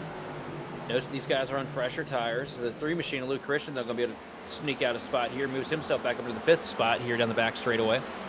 Such a great night from Luke Christian here. I mean, like I've said, it's been, you know, this season's had hills and plenty of valleys, but this is a good running spot for him. This is something to build off of going into next week.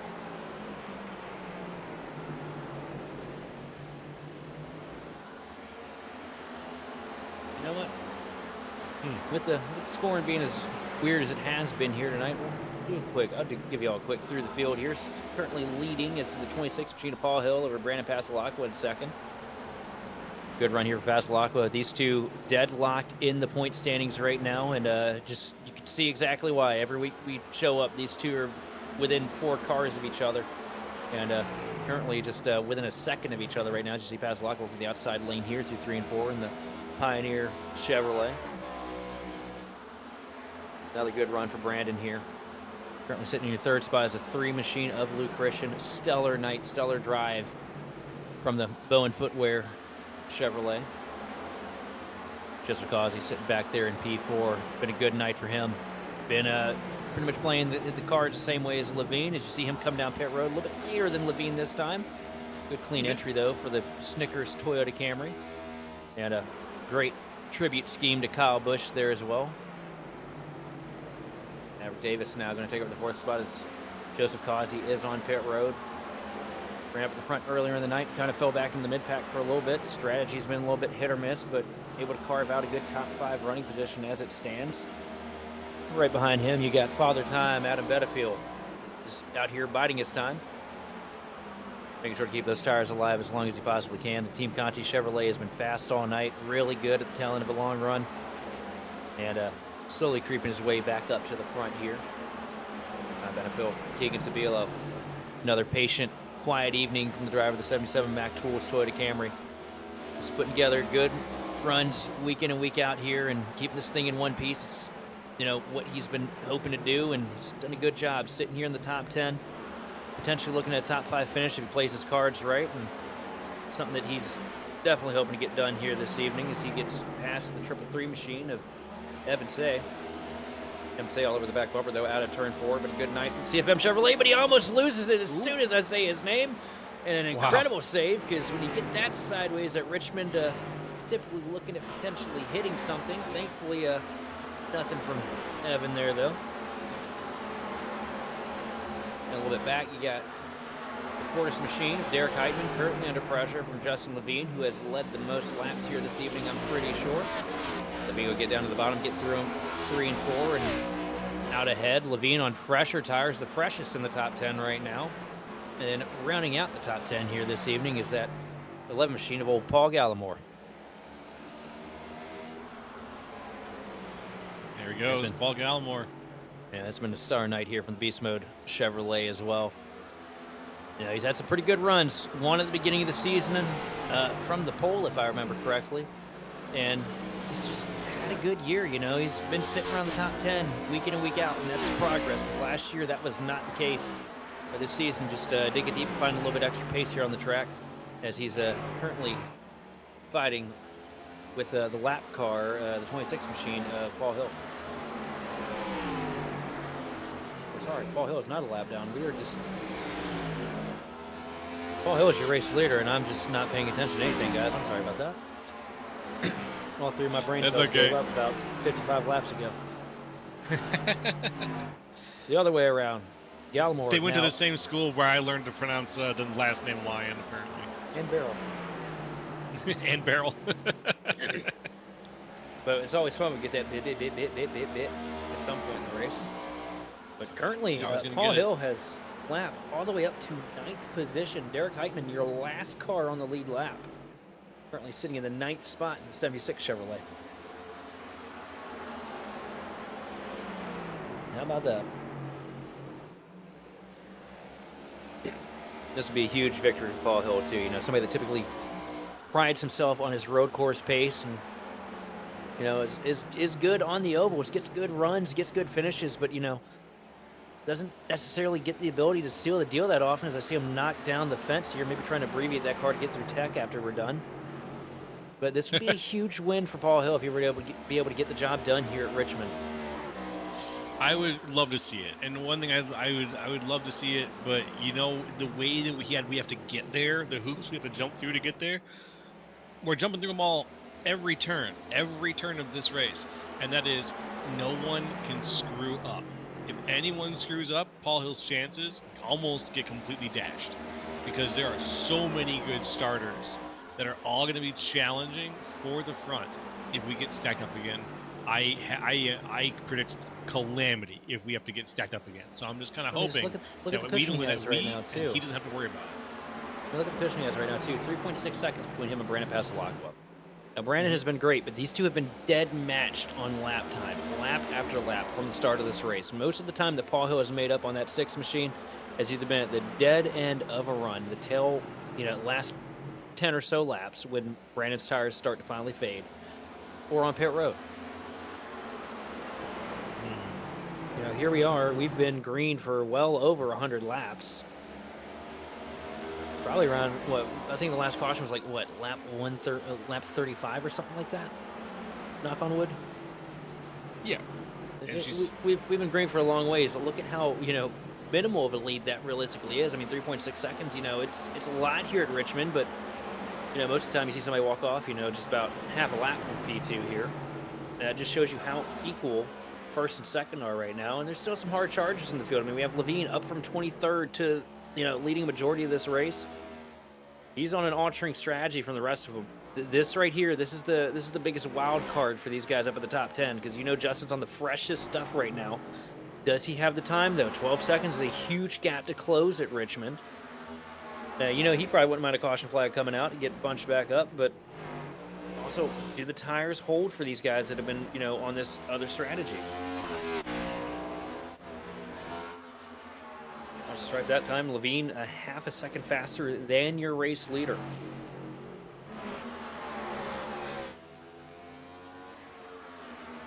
With that half a second to go, with 50 laps left on the board, 45 laps left on the board. I think magic can happen here. That's how quick it is to run 5 laps at Richmond, guys. As we see a little bit of trouble there with the 29 machine of Mark Sanchez. Got up to the fence there through 1 and 2, trying to let the race leaders go by, bogged the car down a little bit, but it looked like he got too much damage in the process.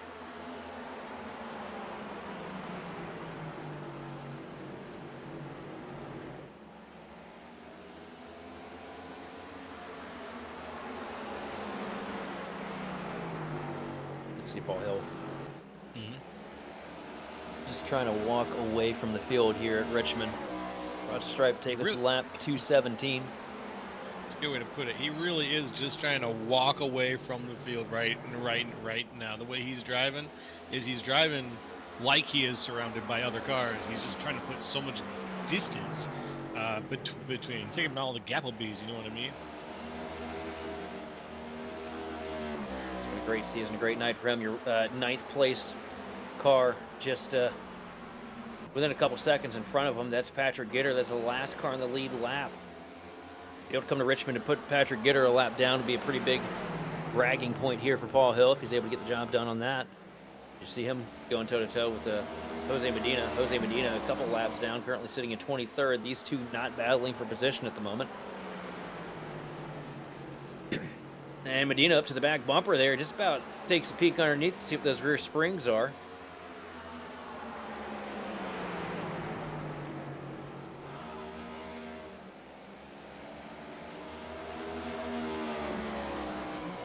situation.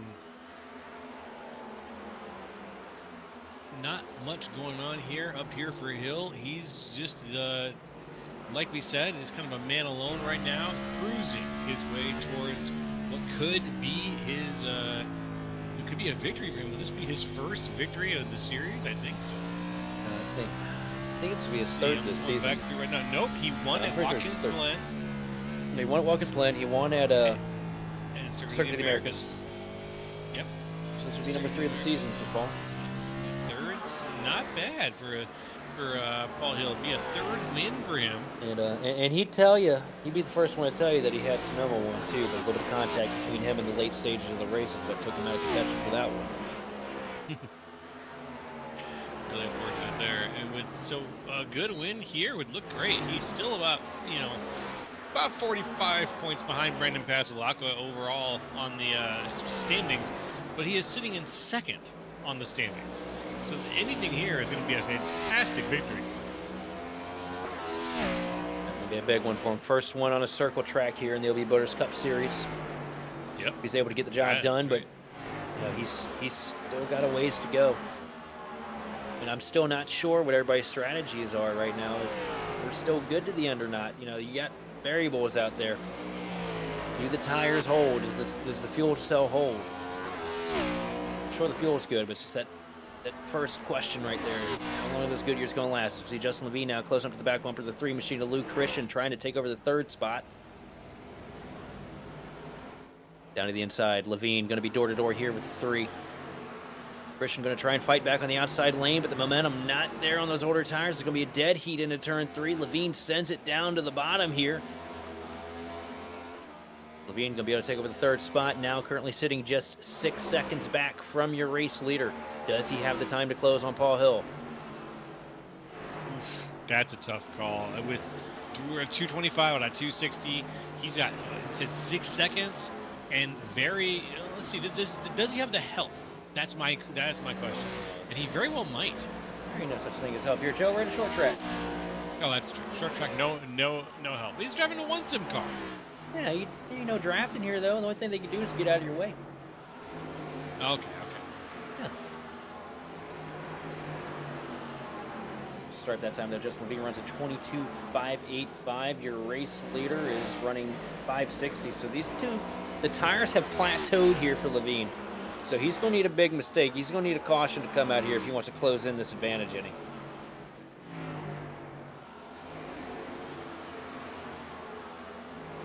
It'd be ugly. They're running 5s all the way here through the top 3. Now, we get a caution, get a restart. I mean, I could see Levine taking it. Most aggressive car in the field when it comes to restarts is that 19.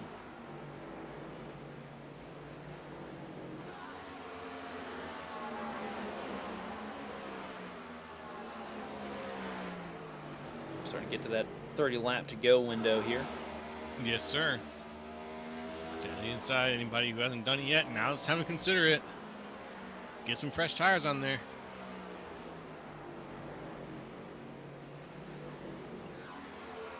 Because once we get down to lap 30, once we get to the 30 left mark, it's past time to consider it. I mean, how about this too? The OB Builders Cup Series, last caution was around the lap 30 mark, and we have been green ever since. Just so much talent in the field, so much give and takes, so many clean drivers out here, just putting, did a good job putting up laps at one of the most grueling tracks on the circuit.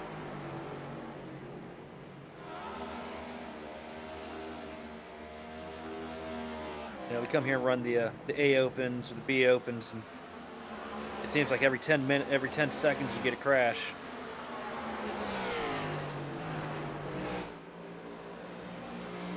Meanwhile, I think half the field is probably begging for one right now. Yeah, I think that they want to get this thing stacked up so that they can have a series of shootouts to the end of this race. They don't want things to be where they are right now. Most of the field, I'm guessing, would rather have a series of shootouts at this point than or they just want the race to end. It's kind of hard to say, but a series of shootouts would at least give them a chance You know, a chance to look for some wrecks in people who are ahead of them, a chance to look for a great restart that gets them a boost and gets them out ahead before the next one happens. Like, if you wanted anything at this point, you want about 3 yellow flags to come out, one after the other. But there's a lot of people here at the front of this race who definitely don't want any yellows, even if it meant stacking things back up. I can tell you one thing that everybody in this field is probably thinking right now as they go into the corners. We've been green for around 200 laps or so at Richmond. First thought in everybody's mind is probably out. Yeah, the old wrists. Wrists, arms, you name it. Everything's probably hurting right now. Somebody's probably got a numb butt in the field too. I imagine it's probably Benefiel. Numb butt. Oh, that's funny. These are the races where you hope that you got the most comfortable chair that you could on Amazon.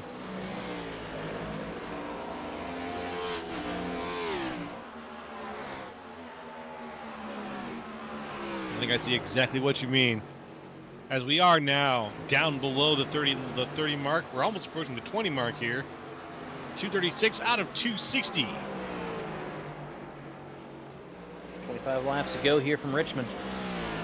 See Levine going at it with Paul Gallimore here, trying to get past the lap number 11 machine. Gallimore currently running in 11th spot. Justin just not closing enough here. Paul Hill getting held up a little bit with traffic. The other 23 machine of John Bender up on the outside lane. Bender rolls up out of the groove and lets the 26 machine by, but it did kind of stall him a little bit there through 3 and 4. It's going to be a little bit of time gain here for second spot past Laco, but it's not going to be much. And right there, you see Paul Hill going into turn 3. You could just barely at the edge of the frame see that second place car, Brandon Pasalacqua. That's how much of a gap 3 seconds is here at Richmond. Yeah. Real world time, 3 seconds, not a big deal. Richmond, 3 seconds, big deal. Oh, yeah.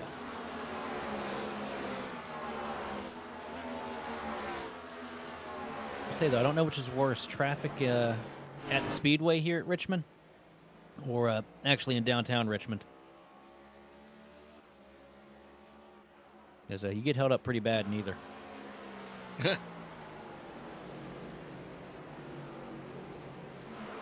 Lap time there from Levine that go around. We'll come across the line with 29 or 22.590. This 23 machine. John Bender comes down pit road here again. Got an unscheduled stop for him. And Justin's carving into those cars in front of him, but not by much. 0.2 of a second that time over the car in front, Brandon Pasalacqua. It'll be a battle for second, but I don't think it's going to be a battle for the win here. I think Paul Hill's got this thing sewed up here as we come across the line, take 20 to go.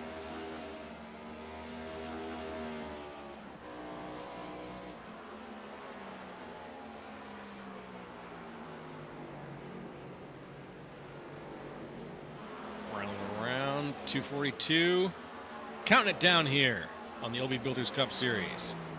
We hope you've been enjoying it, folks, as we have been as well. It's been a long stretch here, we know, but it's been a good one. As usual, OB Builders Cup Series is putting their best foot forward, and their best drivers have been putting on quite the show. There's been, from some of the drivers that we've been mentioning, there's been a lot of movement still. Even though we've had a lot of green flag racing, it's been a lot of movement and a lot of challenging for position. It's been a big deal, too. Great night here from Richmond. A strategy night, to say the least. I feel like everybody in here has just done something entirely different than the car in front of them. Woolfield chasing after that guy right there at the front. Paul Hill on the 26 coming across the line here to take lap 245. 16 laps to go here from Richmond Raceway. The action track, as they called it. And we've seen a lot of action here tonight. A lot of near misses. Wild saves, 2 wrecks to start this thing off. But outside of that, it's just been all about strategy. Comers and goers all night. Different guys up in front of the field. Levine led a whole bunch of laps early. Paul Hill now looking to close out the deal here tonight from Richmond. Adam Benefield led a lot in the early stages as well, and it's been a very action-filled race. Passalacqua got a couple. Now Levine tags the fence out of turn 2 there. That opens up a little bit of breathing room there for Brandon Passalacqua.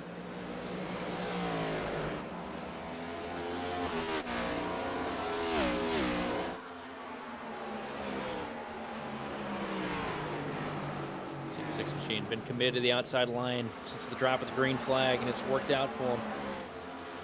He really has been.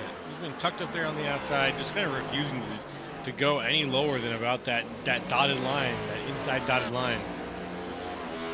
See Levine get past the 23 machine of John Bender. John Bender trying to get a lap back here. Bender up to the back bumper of the 6 Machine, taking a peek down to the bottom here, gets the drive up off the corner. Levine tries to mirror it, gets loose. The back end steps out from the Whatnot Toyota Camry.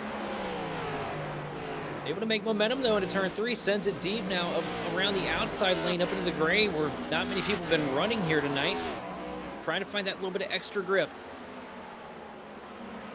Where could it be found? Where could it be had? This is going to simulate that extra grip, so it's just a matter of finding it and using it as much as you possibly can in the last couple of laps here while you mix it up. Well, here we go. Gets a good run out of 1 and 2. Able to step a pass now down to the bottom here through 3 and 4. Passalacqua with the momentum up top, though, going to rocket ahead here at the line. To the outside lane, Levine going to try and recreate it again up to the right rear quarter panel. A little bit of a push on the bumper here, but Passalacqua blocks the lane here, tries to stall off the run. Levine picks up the tires into turn 3, now back down to the bottom. Side by side. Tight, a little bit of contact up into the left front fender there from Levine, but he's going to be able to make the pass there. Roughs up Passalacqua a little bit. Does he try to throw it back at him? It takes the outside line, trying to get the momentum, trying to get the surge. Not going to be enough, though. Levine able to shut the door down the back straightaway, back to the top into 3, and Passalacqua to the bottom.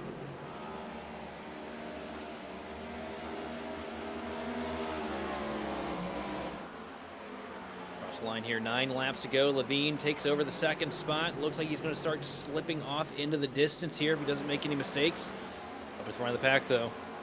And far away, 7 seconds now from the rest, 3 seconds now from the rest of the field. Paul Hill just hanging on to it here. If he can just get it across 8 more times with no cautions, this race will be his.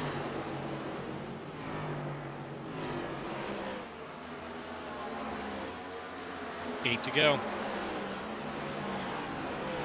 And I can tell you, shining.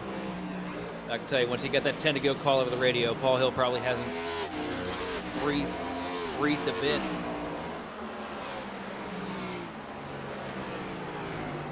Just holding his breath here, trying to get this thing to wind down. 7 laps to go from Richmond.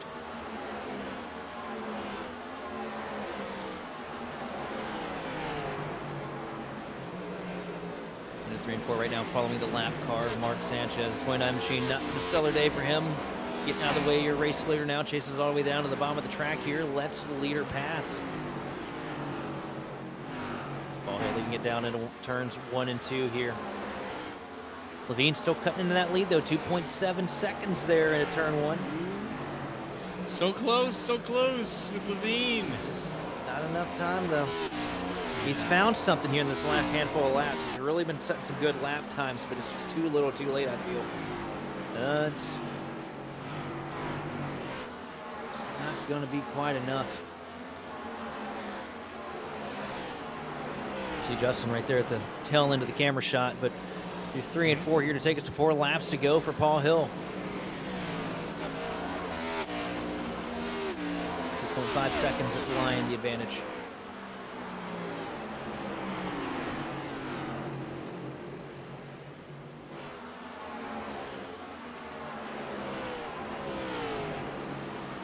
Cracking it down to the wire here. Just 4 left. Any minute now, we're going to see that white flag waving, which means we're down to 1 to go here. Paul Hill's out in front. Levine, Zabilo, Davis, and C are your top 5 overall. It's been a wild race so far. Lots of action, lots of movement, pretty much kinetic from the top to the bottom. There was only a couple spots where there was a bit of a lull there, and they were quickly taken over by just activity. Just about anywhere you looked. He closes it down to 2.1 seconds, but there's just not enough time left. Down the back straightaway into turn 3 for the next to last time here for Paul Hill. Strategy's just worked out perfect for that 26 machine here. No cautions left. The white is in the air. Beautiful. All right. Been a dominant night for him. This is what he needed here if he wanted to start to solidify that position back up the top of the board here in the point standings. Not going to be enough to take over the points lead here tonight, though, with Passalacqua being really fast as well. But through 3 and 4 for the final time. And a successful day here in RVA. It's going to be Paul Hill winning at Richmond.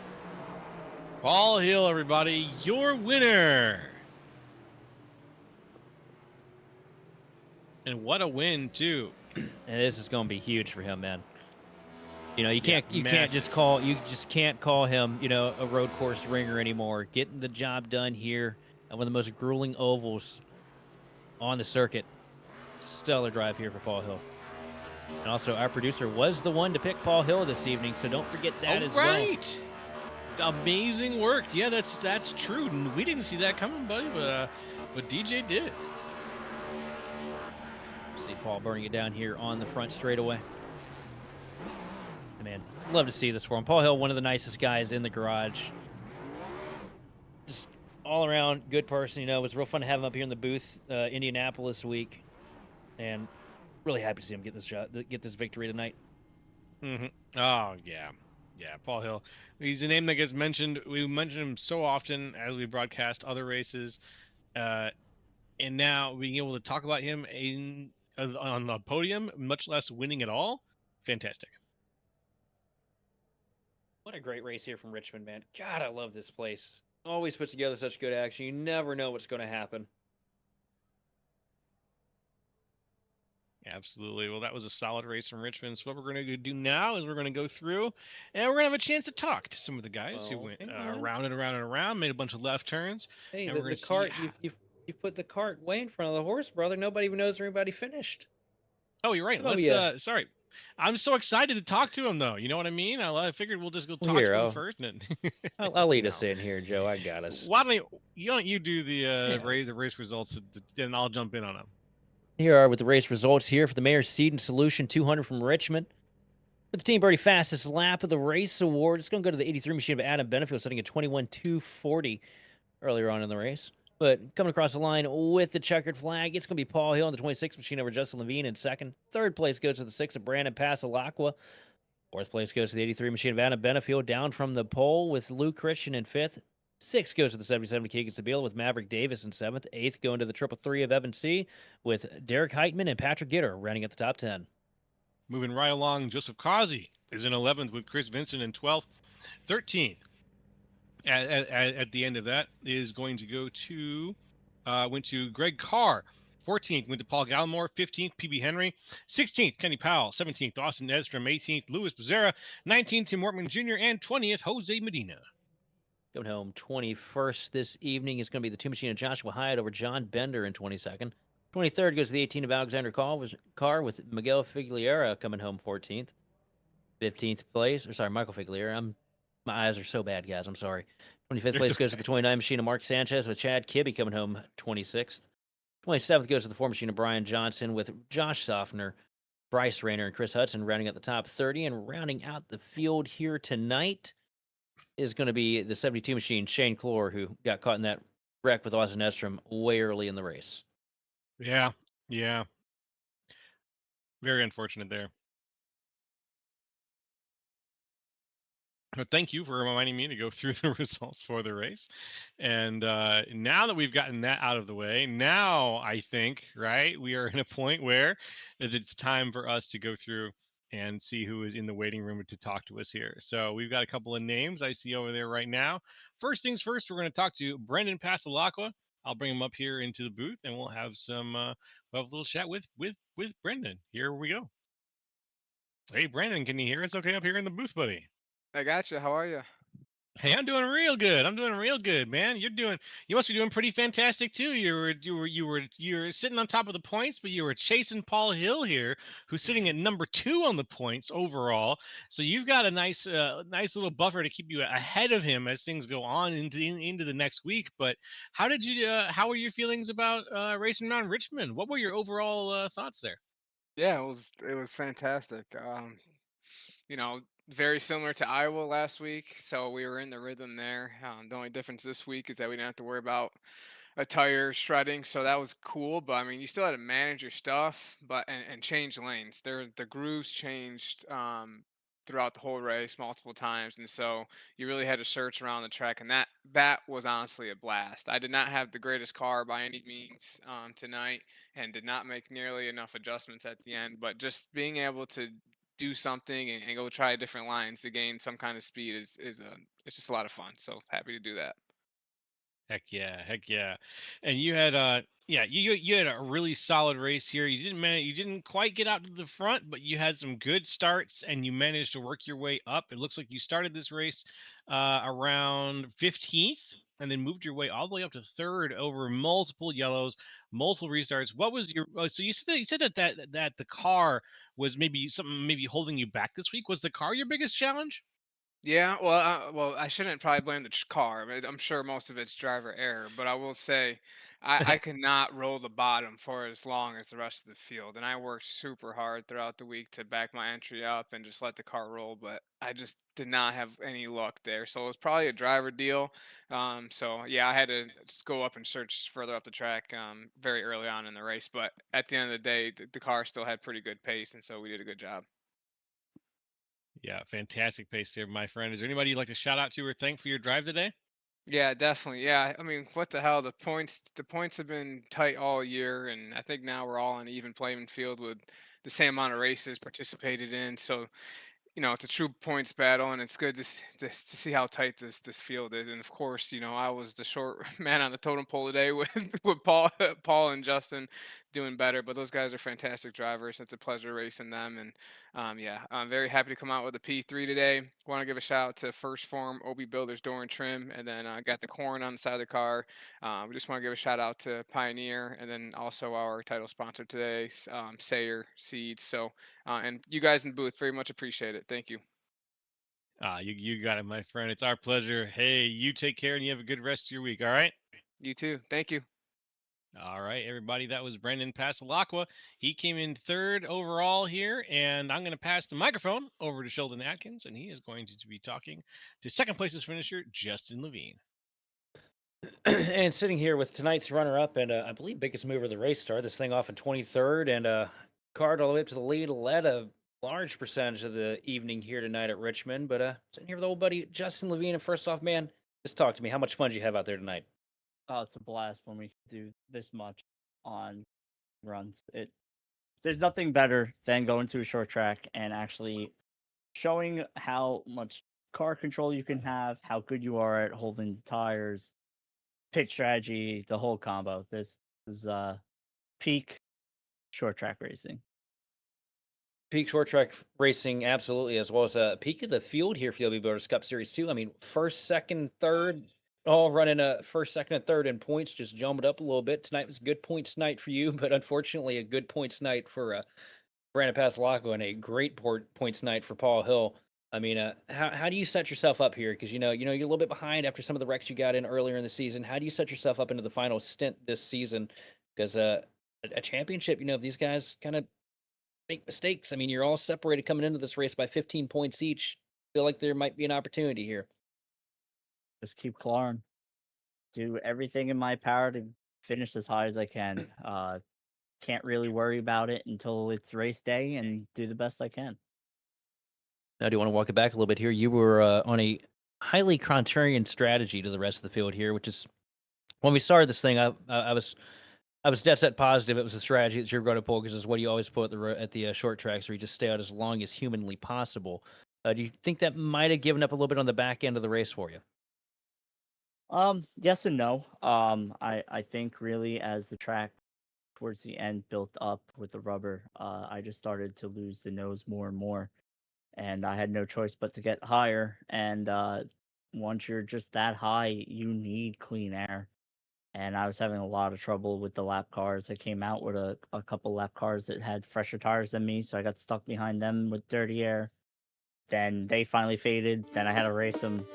Then I finally caught up to Brandon, had to race Brandon. So it's just luck of the draw on the pit strategy on that one. But I feel I made the best calls for my situation. Just ran out of time. And Brandon looked like he was absolutely wearing you out there. Those last couple laps. I mean, tell me, how much fun is it to come out there with somebody that has, you and him both have very unique and different approaches to how you set up these races. How much fun is it to go against somebody like that? It's a blast. Like, it pushes each of us to be better. Whether, he's got the edge on one track or I have an edge on another, with the points already being as tight as they are and us kind of being like the big three as of right now,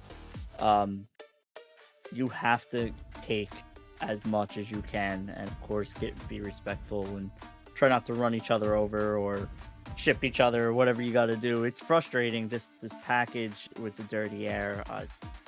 I can definitely tell you, if there was a radioactive, I would be famous because of the words I have said tonight. Either famous or banned. We're not sure which. Both. We won't go too far down that alleyway here this evening, because it's been a great night up here in the booth. Round things out. First off, what is it about Richmond that you love so much? I mean, you came here the last couple years to watch the Cup show. Anything unique about this place that really makes you happy? Also, you coming this weekend? I wish I was. I just love Richmond. It's my favorite short track, especially with the multi-grooves. And if the track really gets rubbered in, I love seeing all the different lines that this track can produce. It's not just a bottom feeder. And I think that really helps the racing. And I love when this track was the last race of the year, and I wish they'd come back to that. I agree with you. I actually wish we had 2 dates back personally, but that's just a greedy Virginian hoping for more. But to round all out here tonight, man, who do you want to thank and shout out for the P2 performance this evening from Richmond? Shout out Grid Vision, best in the biz. You guys do such a great job. Always love going back and watch the broadcast. Team Conti, what an effing rocket. This car was so much fun to drive. Paul Hill, congrats on first oval win. That's awesome. And shout out to Brandon. He made me work for it, man. He's a really good driver, and he's gonna get that first win soon. It's coming. Oh, I mean, hey, he's already got him on the super speedways. I think he got Atlanta this year, if I remember correct. Is he? Am I mistaken? Oh, No. I'm sorry. I thought he was winless this year. Oh, man, he shows up in them super speedways. The place where you wouldn't expect him to do well, he shows up. I don't get it. I don't get half y'all. But either way, thanks for coming here and chatting with us, Justin. Looking forward to seeing what you bring to the table next week in New Hampshire, because maybe that flat track performance will keep up in your favor. But I'm going to hand her on over here to Joe LaCastro with our race winner here tonight, driver the number 26 Dent Slayer Toyota Camry, Paul Hill. Let's do it. Hey, Paul Hill, can you hear us okay? I got you. Hey, and we've got you, man. We clocked you for your first oval win here in the series. How about that? Yeah, I know. It's been a long time coming. I've wanted one for a while. This is one of my favorite tracks, so I was really happy this was the place to do it at. Yeah, you picked a good one, man. A little short, little fun track, and you tore it up, dude. Absolutely tore it up. 121 laps led there on the screen. Fastest lap, a good 21.264. You figured out the magic. When did you decide to drop the hammer? Like, what was your strategy here for getting to the front of the pack? So when we had that first caution on I guess I should rewind. I queued pretty well. I started in, I think, like 6th or something, so that helped a lot. But whenever we had that caution on lap 24, and I was able to see just one clean lap with them having that much of a tire advantage, I was like, oh man, we're not in good shape if we don't get a caution real quick. And so when that subsequent caution came out like 2 laps after that, I immediately went down and was like, well, we'll just start in the back and slowly motor our way back and just try to keep pace with Justin. I think it was Brandon up there, and just kind of hold serve with them, and then just try to undercut them every pit cycle if I could, because tires were just so advantageous in the the passing here can be very difficult, even with like a 5-lap disadvantage. It's funny at 20, it's like you can't stop them, but at about 5-lap split there, you can kind of make it hard enough. I was like, I might be able to hold them off. But we got really good pit cycles where we fell into the into the traffic there on the green flag cycles. Seemed like I kept getting like the perfect pocket to get the tires up to temp, run a couple really good laps, and then kind of fall back into a groove. So I just really tried to take advantage of clean track as the green flag cycles were going, and manage tire temps as best I could, knowing that I would be on a little bit older than those two every time. Excellent work, my friend. Excellent work, and you did. You managed to manage those things extremely well, and all that strategy paid off big time with a lot of laps led in this race, nearly half the race overall, and walked across the finish line with the crown in hand. So very, very elegantly pulled off there. Now, looking ahead. This is one that you wanted to win at. You won at 2 road courses previously. This is the one you wanted to win at, Richmond Raceway. Are there any other ovals where you think, hey, I've got a really good chance at this? Because next week it's going to be New Hampshire. Ironically, I love Gateway, New Hampshire, and Darlington. The 3 of my favorite tracks for how challenging and brake heavy they are. Darlington being a little difficult now with how passing works with dirty air, but I'm really looking forward to, honestly, the next few tracks. Maybe I can pull out another one, but they all kind of fall into my wheelhouse. Brake heavy tracks, 1.5 lane dependent tracks, strategy based. So I'm actually really looking forward to the coming schedule a lot. I'm not sure when we go to Gateway, but I think it's pretty close, right? Like it's like New Hampshire. We're not that far off. Yeah. Yeah. Looks like Gateway is September 10th. Okay. Yeah. And that's right. And guess what? Our producer down in the booth picked you for the win tonight. So you had the grid vision bump, my friend. Well, hey. And when the rest of us do it, it's the grid vision curse. So I was about to say that usually is a curse, but hey, I'll take it. Tell them to vote for me next time. That's what it takes. I'm all for it. I gotta spin it as a positive, when the boss is listening. I'm sure he is. So, but yeah, absolutely. It was a really fantastic run, and it looks like a little line of tracks coming up. You're gonna be putting in some good shows at, my man. I'm looking forward to it. Who do you want to shout out to today? I want to shout out all the guys, of course, that work with me every week. Joseph Galata, Richard Garcia, Chad Sander, all those guys. And actually this week we had a little bit of help from outside. So I want to thank those guys over at Legacy, Boyd Hogan. They kind of threw me a bone and gave me some tips and help. And I want to thank them as well. So first time that kind of happens. So I want to thank them. And of course you guys up in the booth and Dent Slayer on the car, the tools to do my job every week. So those guys and everyone in the league. All right, my man. Well, thank you very much for your time, Paul, and we will cross our fingers that we get you back up into the booth real soon, okay? I appreciate you guys. All right. Take care, everybody. Congratulations, buddy. Yeah. Thank you. That was Paul Hill, everybody, the winner today here at Richmond Raceway from the OB Builders Cup Series. And now it's time for some to wrap things up here. Man, Sheldon, how you feeling after that one, buddy? That was a pretty good race. Dude, I love Richmond. There's not a better track in the world, if you ask me. Anybody argues with me, I will happily fight you. Just give me the address, I'll show up. But Wow. Congratulations to Paul Hill. Great race from him tonight. Managed to find the perfect strategy and just have a great car. I mean, just excellent night. I love this track, and the fact that these guys went green as long as they did at Richmond is just beautiful, because how many times we come here in A Open or NIS and they just wreck every 10 seconds? Drivers in the Yeah. Builders Cup Series, man, they're built different. And that comes down not just to the drivers, but they also have an incredible administration staff over here, which really holds drivers accountable, whereas a lot of leagues don't necessarily. It's true.